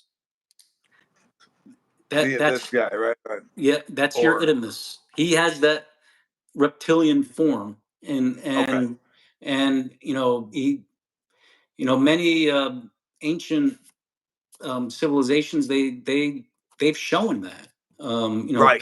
Pazuzu, Right. in Babylon, was a depiction of the Idamus, which Right. looks like a reptilian aquatic being. Um, Yeah. and so, People those, literalize it. yeah. So I'm not saying reptilian beings don't exist; they may, but there is the Idamus within us has a reptilian-like form. Right. And I believe oftentimes that's what people are seeing, because I've listened to some of the abductee reports about those reptilian encounters, and they Right. always sound exactly like a Idamus encounter. And because For sure. I've had my Right. own, I and see. so Free of hallucinogens. oh yeah, well, you know what, the erotic side, drugs and hallucinogens, that's all part of the erotic sphere. And Okay. so hallucinogens and drugs, they're going to open that side of you up, and the Idamus will come right through, and so will the Gorgon, and so I will see. other forces. So eventually the alchemical process leads you to that point where it needs you to engage those forces, and it will find a way for you to do that. Right. And whatever those circumstances are in your life, something's going to unfold that allows those things to manifest so that you Yeah. can engage them. But does drugs bring it out? Yeah, absolutely. As And it does everything else. yeah. So okay, what now? I think that my answer to the reptilians question is along those same lines, but I get kind of anatomical about it. Like, before we had a reptilian brain, that is this forehead, it was slept straight back, and we had Hmm. the amygdala. So Hmm. that amygdala, that's a reptile brain. It's been proven by science that that's what we Hmm. share with reptiles. It's back here Yep. until we grew this cortex up here, and then the skull got higher. Yep. And coincidence strikes, that's above, this one's below. Yep. And I feel like all of the people take it so literally, but I think I have an episode called Reptiles in the Mirror. And the whole intro is about reptilians being births of dinosaurs, and I reveal it as an allegory. And I Yep. disappoint a lot of people. But I feel like reptilians are quite literally in the mirror. We're looking at this, and Yep. sometimes this takes over. If you want to explain Hollywood and politics, you just take a look right back here. That's where Right. it's at. Yep. Aggression, fight or flight. But this, however, is being so overlooked. And that's what meditation, especially this alchemical meditation, seems to amplify here. Yeah. You know? Absolutely. I mean, so the serpent symbolizes creation, and it's the Hmm. erotic side of our being, and we are engaging the serpent. Hmm. On other worlds, they locked it away. In our world, Right. we're literally engaging it, and we're trying to elevate it to become a plumed serpent, a feathered serpent. Ah, the Okay, a Quetzalcoatl, right? Quetzalcoatl, right? Yeah. That's the Christ being. That's the monad, the unified mind. And See, that's what leaves proof to me is that the Aztecs had Viracocha, the Mayans had Quetzalcoatl. I'm sorry if I'm fudging that a bit, but damn, they talked about both of them talked about a plume serpent. I realized that they might have had some engagement somewhere or another, but on the other side of the world, we got the same thing with Enki, and it's like, okay, at what point do we stop saying there's coincidences and realize that something once long ago happened externally to humans that now we blame on mythology, but now happens within. And this yeah. is where I think people need to kind of realize that it's everyone wants to know, is this mythology literal or is it an allegory for what happens within? What I've So been saying all along is it's both. yeah, it's both. So a lot of people might get a little concerned when they hear me talking about Christ being the unified mind, the philosopher's Mhm. stone, because they'll say, "Well, what about Jesus?" And I'm not saying Jesus didn't exist, and I'm not saying that the Right. story that's in the Bible didn't happen the way they said it did. Maybe it did. But Mhm. there's two dynamics within the collective unconscious. There's anthropomorphism and there's theopomorphism. People only hear about anthropomorphism, okay? Okay. And that's where you create, you give human-like qualities to divine forces or other forces. You give either animal or human-like qualities to something. Right. That's You got to tell a story. Yeah. So they say you anthropomorphized something, that Right. you gave human qualities to some force. And well, people don't know that there's also another flip side of that coin. It's called theopomorphism, and that's Okay. where you attribute godlike qualities to a human being. And what I've learned is that if you study mythology and the collective unconscious and you understand how the cosmic quanta work, the further in time a story goes of of of certain personages in history, like Jesus and Moses and all these, the further back in time they go, they take on more and more godly type stories I've and right. I've attributes. noticed that. That's Right. And then go all the way back theopomorphism. to fucking Enoch, who literally became Metatron. Right. So Okay. the older these stories get, the more godlike it gets. The more Right. the more it's divine. Okay, and it's not Right. that. And people will look at that and say that means it's not real. It doesn't mean that. There's two Right. things happening in parallel. The Right. story of that person's life is real, but the story takes on the story of the cosmos, the story of creation and Yeah. of consciousness, and it's trying to tell you a story so that you will wake up and fulfill the prime directive of the noetic soul. So the longer stories recede into history, the more they take on the story of the cosmos, the more they take on the Yeah. story of consciousness. Okay, Oh. so the story that parallels Jesus is the Christ story. And the Christ story is a universal story. It goes back to the beginning of the universe. Okay. It's the And hero's journey. yeah, it's the hero's I get that. journey. And it Right. is the ultimate pinnacle of what we're supposed to achieve. You know, in, the only begotten Son of God is the noetic soul. It's Mhm. inside of each one of us. Right. And we are all meant to achieve the unified mind. And Right. It's like I've always said, Christ and Buddha, those are titles. Those words are titles. Jesus and Siddhartha were the man, were the right, person. And frankly, it doesn't matter if they were real flesh and blood people who walk the earth, because they're you right. and That's right. you are it. Yep, that's exactly right. So, If you think about it with mythology, especially if you're like I'm a Joseph Campbell all day, dude. This is my like I love Joseph Campbell. yep, But me too. what's special about him is he doesn't travel out to the fringe with anything he does, but I don't think he's refraining. I think he's sticking to his literal what he can do best, right? He leaves it open for you to interpret. And when I read Joseph Campbell, I can't help but feel like that if a person named Jesus or Siddhartha walked the earth once upon a time, that is fantastic. But if they didn't literally walk the earth, that makes it more real, because that means if they didn't walk the earth and we still decided on that story, that means that is all of us collectively coming together and deciding that that is a thing, Yes, making it yep. Very good more way to put literal. that. It's a very good way to Yeah. put that.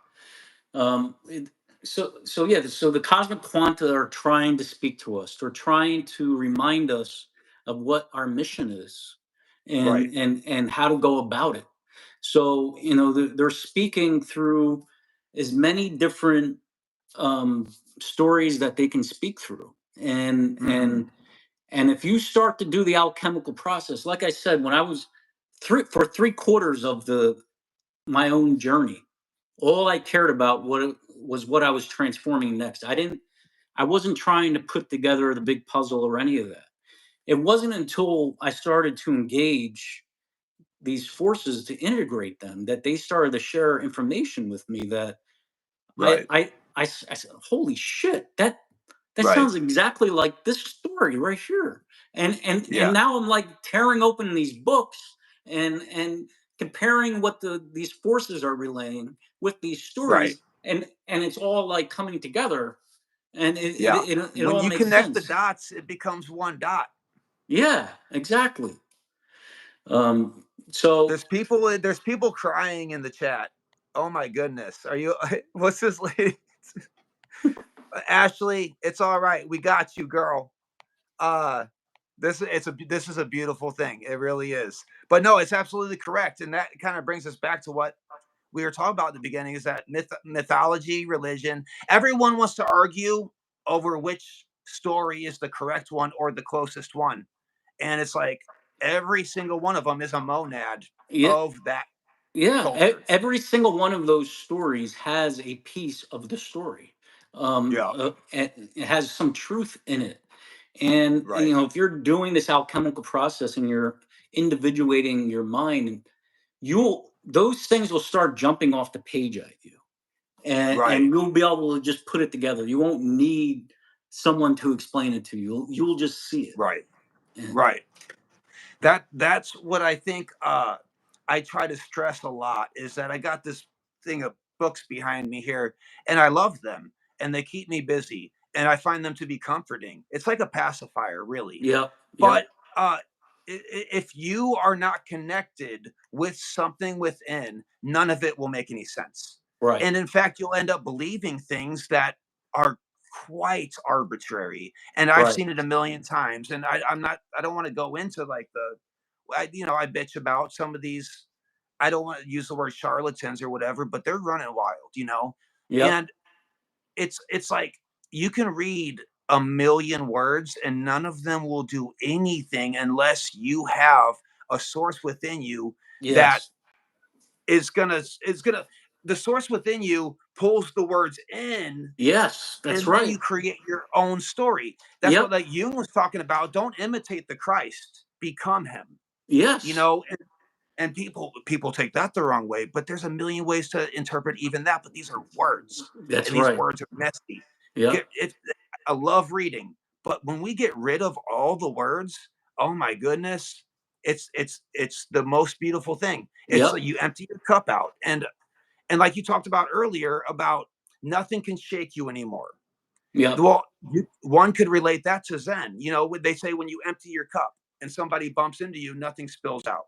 right, It depends on what you fill your cup with. That's going to spill out when someone bumps you. right. And and that's what I think comes with the touchy word I might use, gnosis, Yep, which has a few different connotations here. But what you're describing as this alchemical meditation seems to lead to just that is gnosis. yeah. It leads to knowledge. That's what gnosis means, right? Um, Right. Well, I've always distinctified not knowledge can be learned in a classroom. right. Whereas I think wisdom can be learned out in the field, whereas I gnosis, is the brings it all combining together. of that's Yeah, right, gnosis is more of a self realization. It's it's right. uh it's The self, yeah, it's enlightenment. So essentially, yeah, right. Again, different names, same story. right. Yep. Beautiful. Uh, Uh, yeah. I'm gonna peep through here real quick. I got these questions. Nico's gonna whoop my ass if I don't ask you at least a majority of these things. All right, Okay. and she can kickbox too, so you got to be careful. Uh, a lot of these we have covered already, and this is what's fantastic about that. She's very intuitive. Um, we've covered a lot of these. Let me see here. Okay. Here we go. A lot of people in this community struggle with their own out of body experiences. To add to this question, they can't talk to nobody about it. Yep. They email us because they now I've never had an out of body experience outside of DMT, but I am an avid lucid dreamer. Mhm. What advice can you give? Oh, I lost it. Oh my god. Uh, what advice can you give a person who has out of body experiences and they feel isolated about it? Yeah. So, early on when I was like um, 16 to my mid 20s, I used to do daily astral projection. We study that as part of the of That's our how it started when you were 16. yeah. And when I was 16, and when I was 16, I was like really skinny, and when you're Hey man, young and don't be so hard on yourself, bro. You look great. Come on now, you got that wedding ring on your finger. Don't get down on yourself. All right, you're doing but great. You're killing it. but when I was in college, I could only afford like maybe one meal a day, and Okay, that brought me into like a natural fasting state. I had no choice but to fast, right. and fasting has this is like it stimulates, makes astral projection easier. Um, so Okay. so I used to have a lot of great astral projection experiences, but I would when I was a young child, I'd wake up inside my dreams and I would know I was dreaming. And Right. they call that lucid dreaming, right? Right. And I was even able to change my dreams around. Um, like I said, Oh, I would just verbally say, um, show me the mountain, and a mountain materialize in my dream. I see. And I told my twin brother that I could do that in my dream. And then like 2 months later, he says, Eric, last yesterday I was having a dream and I was fishing and my fishing line got tangled. And I literally ordered for it to not be tangled. And it untangled itself in my dream. Because I Okay, that's remember, fascinating. But what's more fascinating is you have a twin brother. yes, I do. His name is Greg. I Why have a is he twin. not here behind you confusing everybody? This could have been the best practical joke ever. He would be behind me doing all kinds of stuff. Wait, if he would have come up and walked in and on my screen while you're on this screen, we could have really messed people up, dude. I mean, people would be out fucking. So we don't look alike. We're fraternal, Oh, but we ah, definitely look like brothers. all right, that's fine. Well, okay, so in So my lucid dreaming, I don't have control of anything. I bear witness, and that's literally it. yeah, so I noticed while I grew up, I lost that ability to like change my dream around. And Okay, I was still knew I was dreaming, but I wasn't able to like modify it like I could when I was right. a little kid. Okay, But and then when I started to astral project, I realized I did it many times, and I well, realized I what's the was going. difference? Well, that's the point I'm about to make. There's no difference. You're going to the Okay, same place. The okay, the the astral world is the new sphere that encompasses the earth. So okay, it's an ethereal realm that's made up of our collective consciousness, and and okay. the earth kind of holds it all together. The Yeah, gravity, the earth holds it all together, but we form the new sphere collectively between us. And at night or whenever we sleep, we immerse ourselves like in a virtual interactive state with the new sphere. And yeah, when you whether you dream, just a normal sleeping, or you're astral projecting, you're going into the new sphere. And there's different levels where you can see the physical earth as you actually know it, but you can easily shift into a different bandwidth and all of that disappears, and the only thing that's you see are literally the projections around you. And the new sphere archetypes. is interacting with your mind, and it's trying to teach you, it's trying Yeah, to show you things.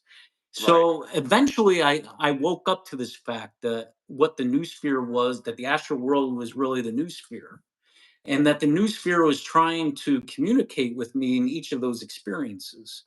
And the astral projection actually interrupts that process. So I decided to stop interrupting the process. Okay, And I don't force astral projection anymore because I get more out of the new sphere when I'm not. and Okay. and, Now, and noosphere, we're talking about NOUS. yeah, Noosphere. So it's a derivation of the word noose, which is NOUS. But Okay. All right. Princeton University spells it NOO. They have a noosphere project where they're Right. studying the global consciousness. And Are they really? oh yeah, they've been doing Well, see, that. everything you're talking about is helping me a lot with this guy. So, one of my obsessions has been Carl Jung's book, just simply titled Dreams. By the way, Yep. guys, extremely beautifully illustrated. Here's the thing: read this puppy. He's not talking about dreams. In fact, barely brings it up.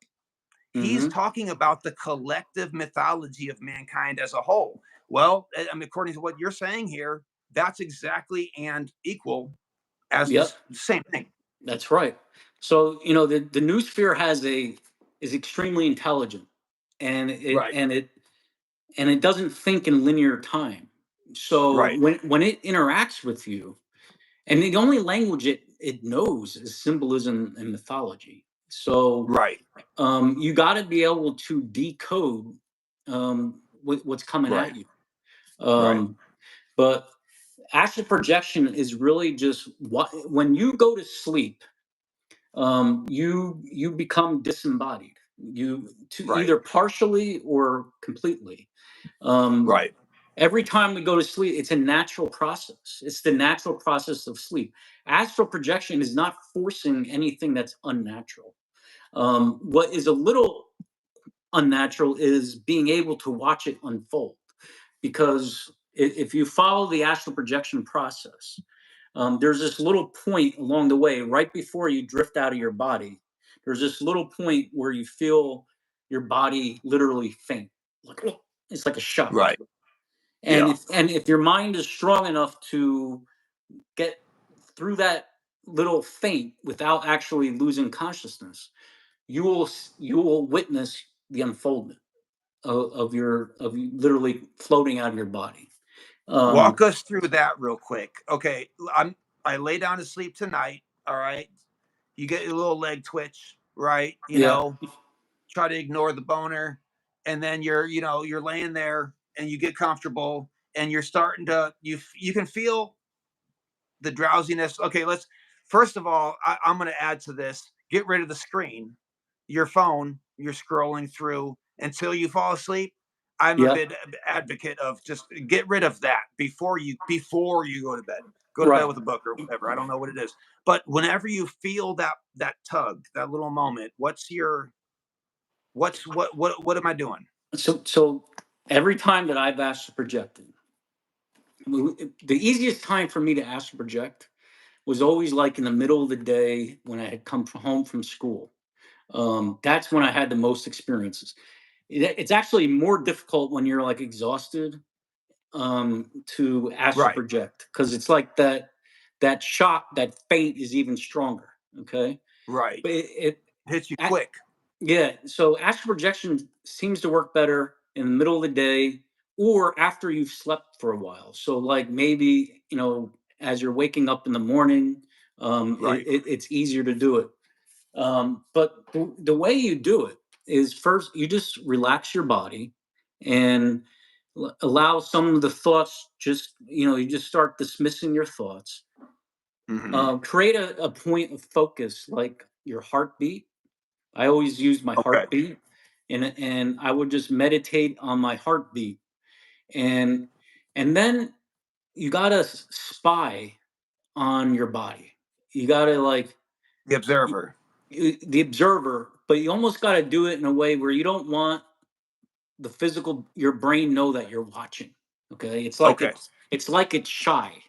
Okay, and Yeah. if it sees you watching, it's not going to let it happen. Okay. Oh, right, right. It's You it's it's like the kid who you want him to do the funny thing that you did earlier. Now that everyone's watching, and they ain't gonna do it. Yeah, so you literally have to spy on your sleep, and and and Wow. and Okay.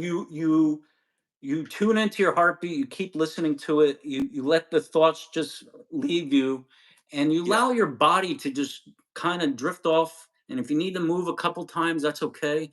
but keep going back to the heartbeat, and you're trying to tell your body, yeah, I'm falling asleep, I'm falling asleep, and you're keeping, like, inside your mind, you're keeping one eye kind of wink. You're watching the process, Right. and you want to watch how your body falls asleep.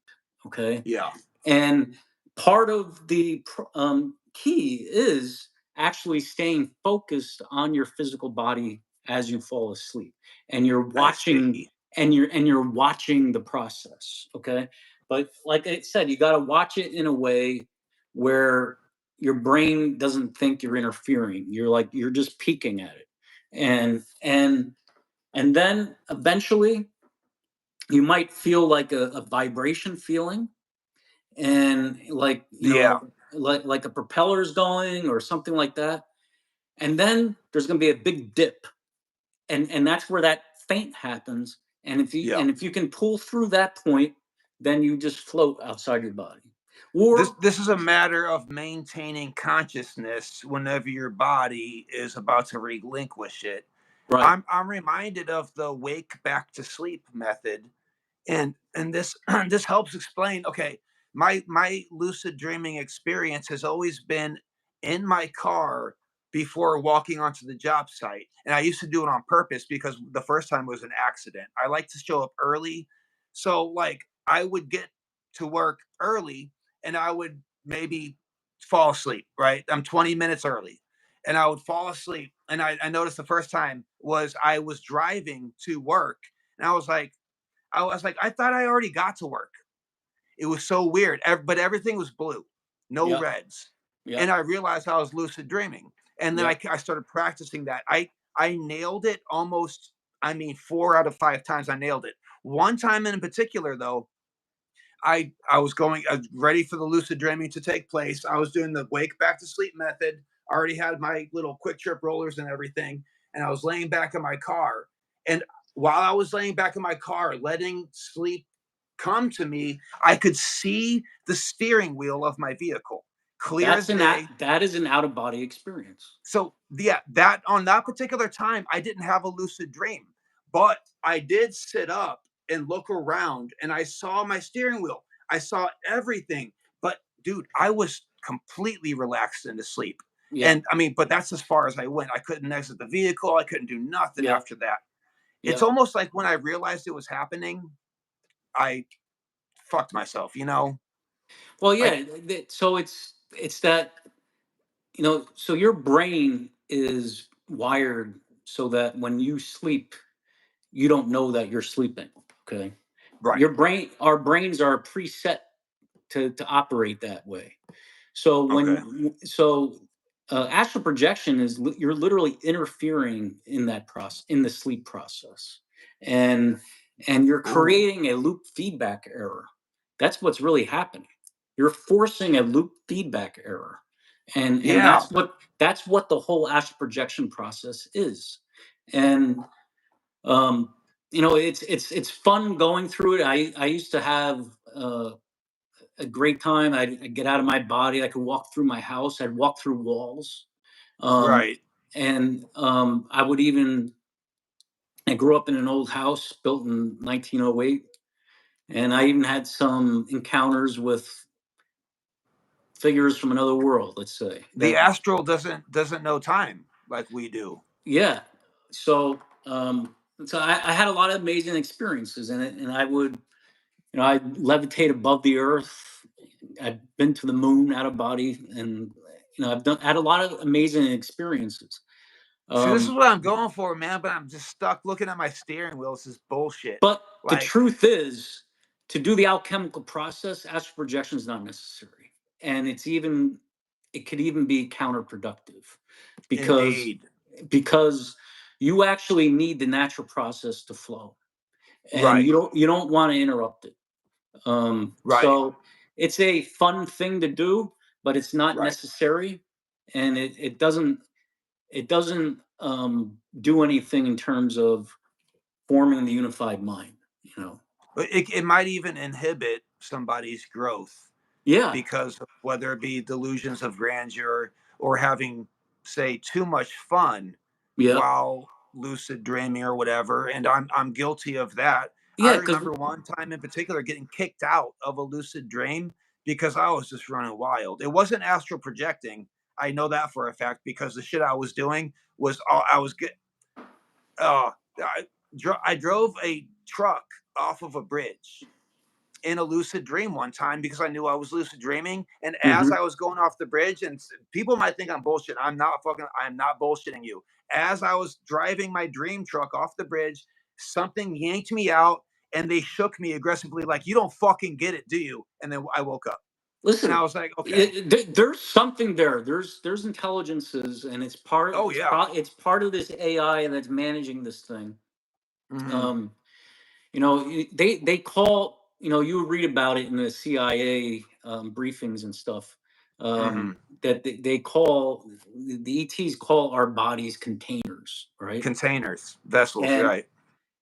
part of the reason, and it is a container, because if the noetic soul can go in and out, just like the air out of a balloon, the balloon's not going to flow upward. Okay.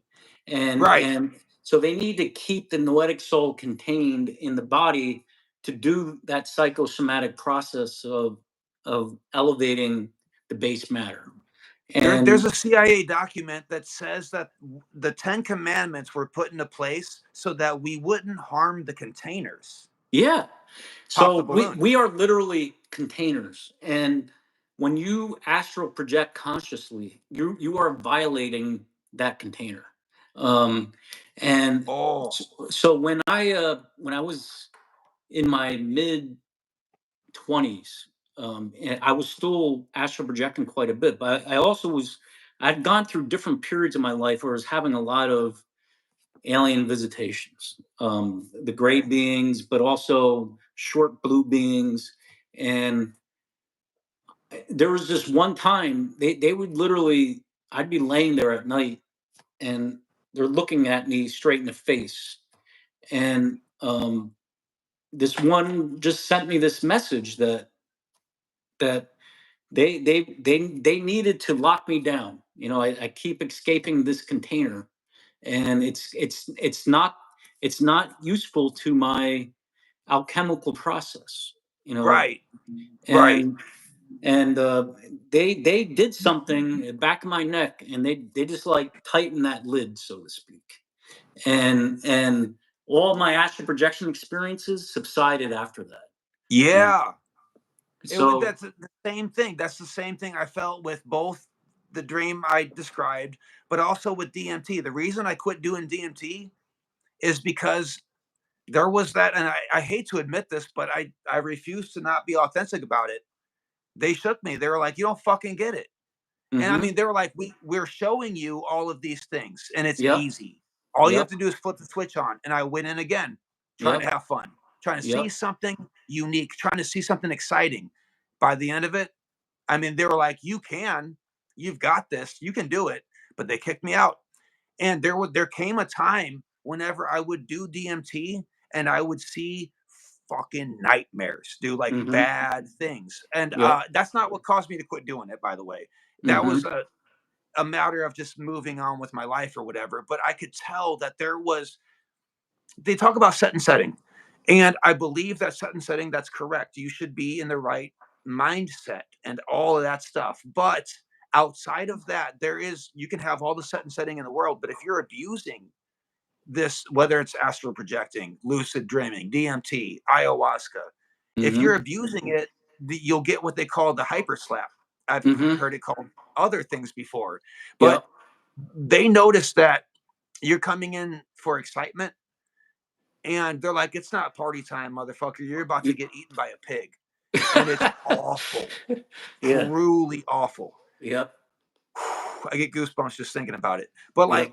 but there's times I wish I could apologize, but at the same time, I realize that whatever that intelligent is not isolated to being outside of me as an individual character, but is indeed not only part of me, but is here right now and Mm-hmm. is understanding that I have understood what I Yep. have done wrong and what I've attempted to do with gnosis.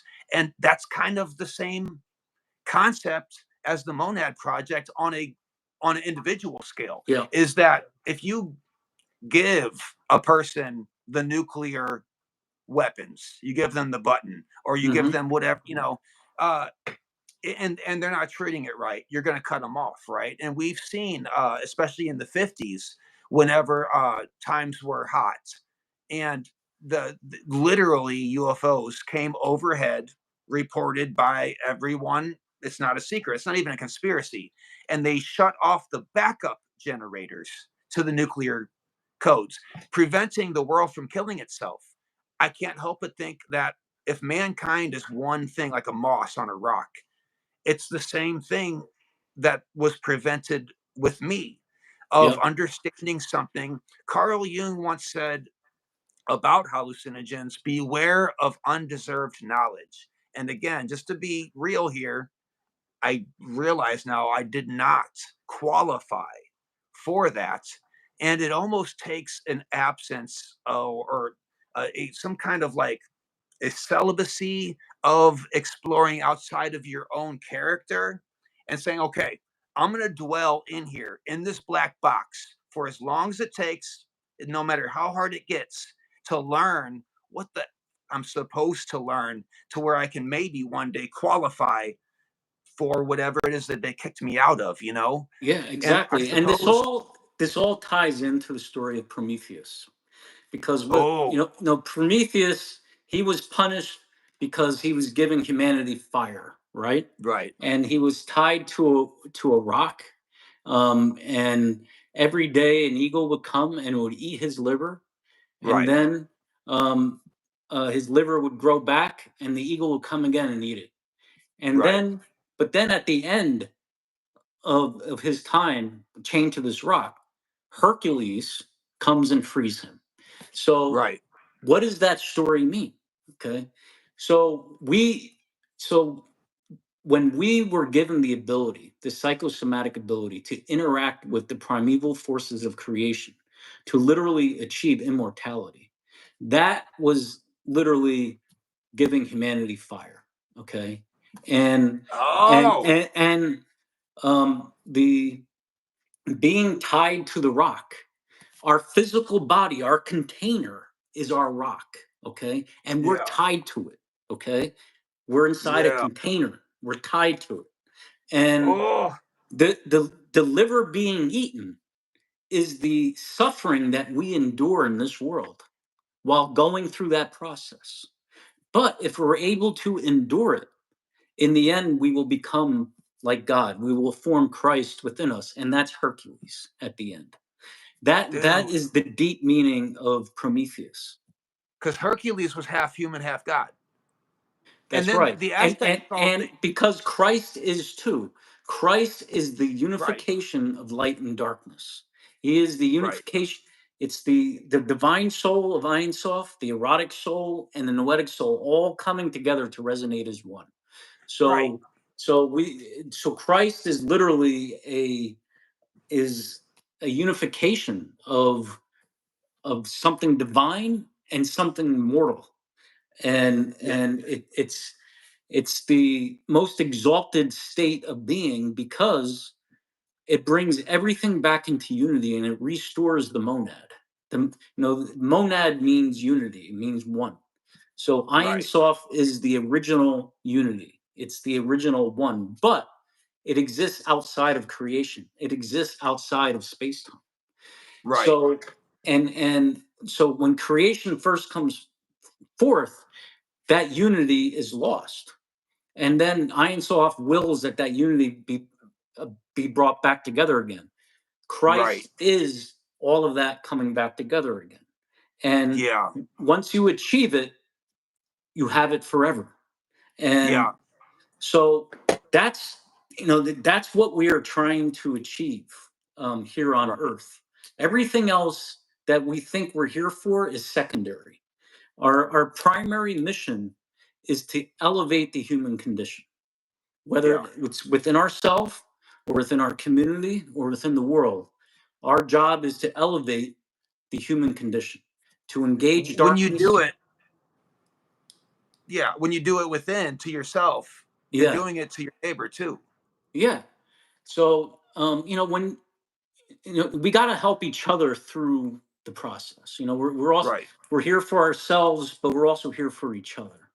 And Hmm. we come into this world um, totally with no selfishness at all. You come into this world for others. You're not coming into Right. this world to learn lessons and to evolve and all that like many people think.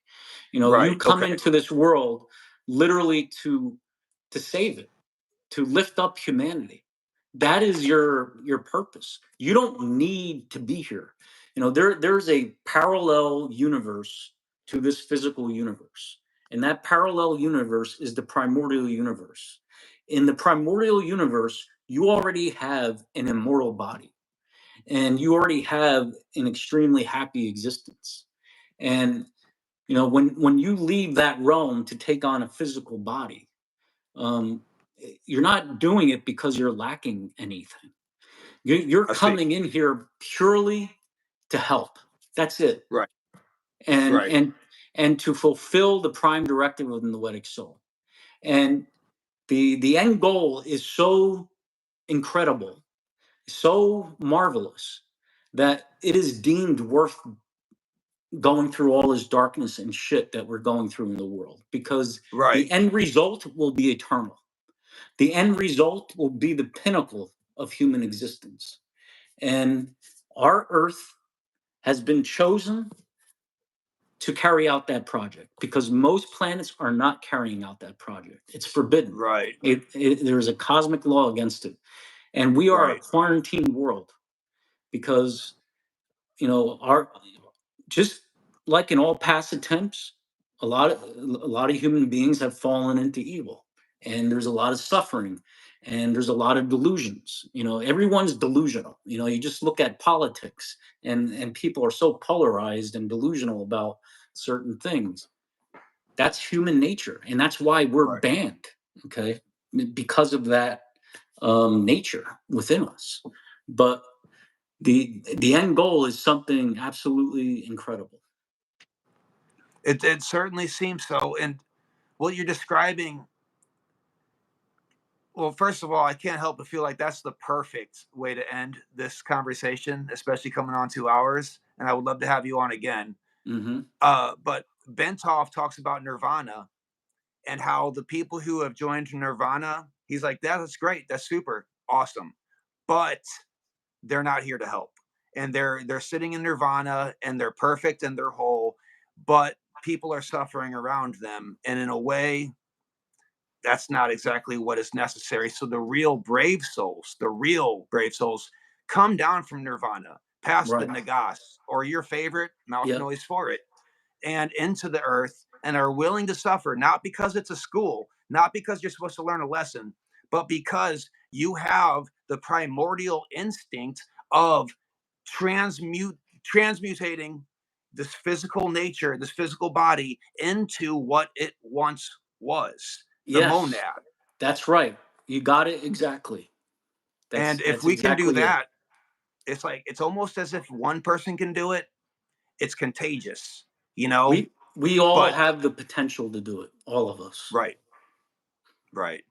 That's that, but that itself is the difficulty. Everybody wants to either help themselves or run to help another person, but each one in its own right is a form of virtue, and in a way kind of missing the point. But as soon as we realize that we are helping the moss on the rock, and in a way the rock itself, I guess everything changes, and it takes alchemical meditation to get to that point. Yep, exactly. And on that note, I think I'm gonna practice some of that when I wake up tomorrow morning, first thing, Yep. and Well, utilize this to the best I can.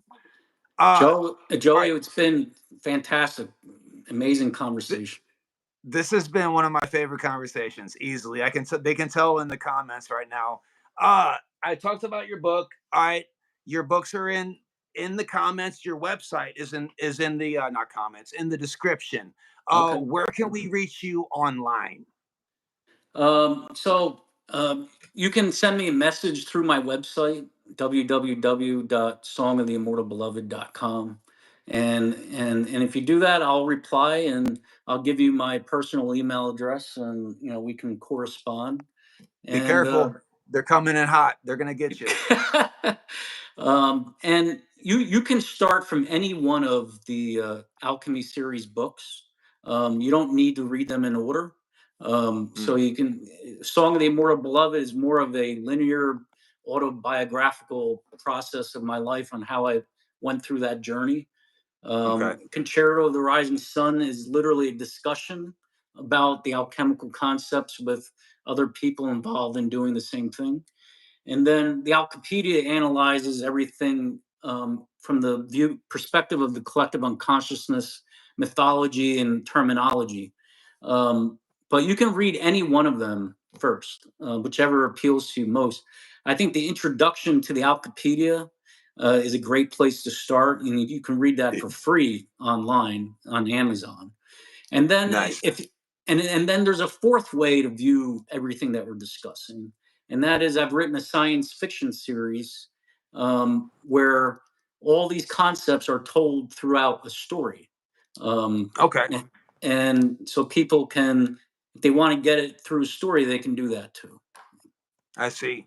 That's beautiful. And fiction is a great way to bring curious minds into this realm, considering everyone likes something different, but especially with attention spans and people love a good story. People love, and that's what I think mythology is in the first place, is because if we can drone on with a Carl Jung book all day, and that's great, but eventually while you're reading it, you start to drift from the literature. And when you make something fiction, like we have done with mythology throughout our entire existence, it becomes literal because we're learning about ourselves. And that I'm going to check out that second book that you said, Concerto. Concerto. Yep. That will be my next one. But I didn't know that you had a fiction series, and by all means, I'm going to peep that as Yeah, well. I have I've written 3 books in the fiction series already, and Awesome. basically everything that I've learned from the cosmic quanta and doing the process, and I'm writing a story of what I actually believe happened, and I so, see. so and I go back until millions of years in the past in the Orion Empire, and before they even figured out this psychosomatic process, before they realized they needed to switch it off, and before they banned the process, and I go way back in time, and Right. then it You have eventually to. it eventually goes. The story is eventually going to go through that, where they wake Right. up to this process, and the way they free themselves is by cutting off the process. But then eventually, some scientists rebel and say, "No, we're supposed to engage in the process," and they Hmm. come to our solar system. So the whole Anthro Galactica series tries to tell that story. Anthro Galactica. Okay, Anthros back. Galactica. Yep. So when it comes to fiction, you're telling me that this isn't what literally happened? Is that you're telling me that's not what happened there? Because There could be elements of truth. this is what, by the way, hooked me when I was a kid, was fucking Animorphs. All right, so Yeah. but when it comes to fiction, that's my cup of tea. But I'm gonna dive into your work, man, and All right. I very appreciate you coming on. In about 1 year from now, what do you say we set up a little anniversary chat and That have that you that on would, again? that would be fantastic, and I would Awesome. love to have a dialogue with people in your community. So Absolutely. Join the Discord. I'm sure Nico's already told you about it. I'm in the yeah. comments 24/7. You can hit me up in there. And I look forward to hearing from you, dude. All right. Thank you so much, Joey. It was a great time. Thanks, Eric. All right. Take See you, care. man. Bye. Bye.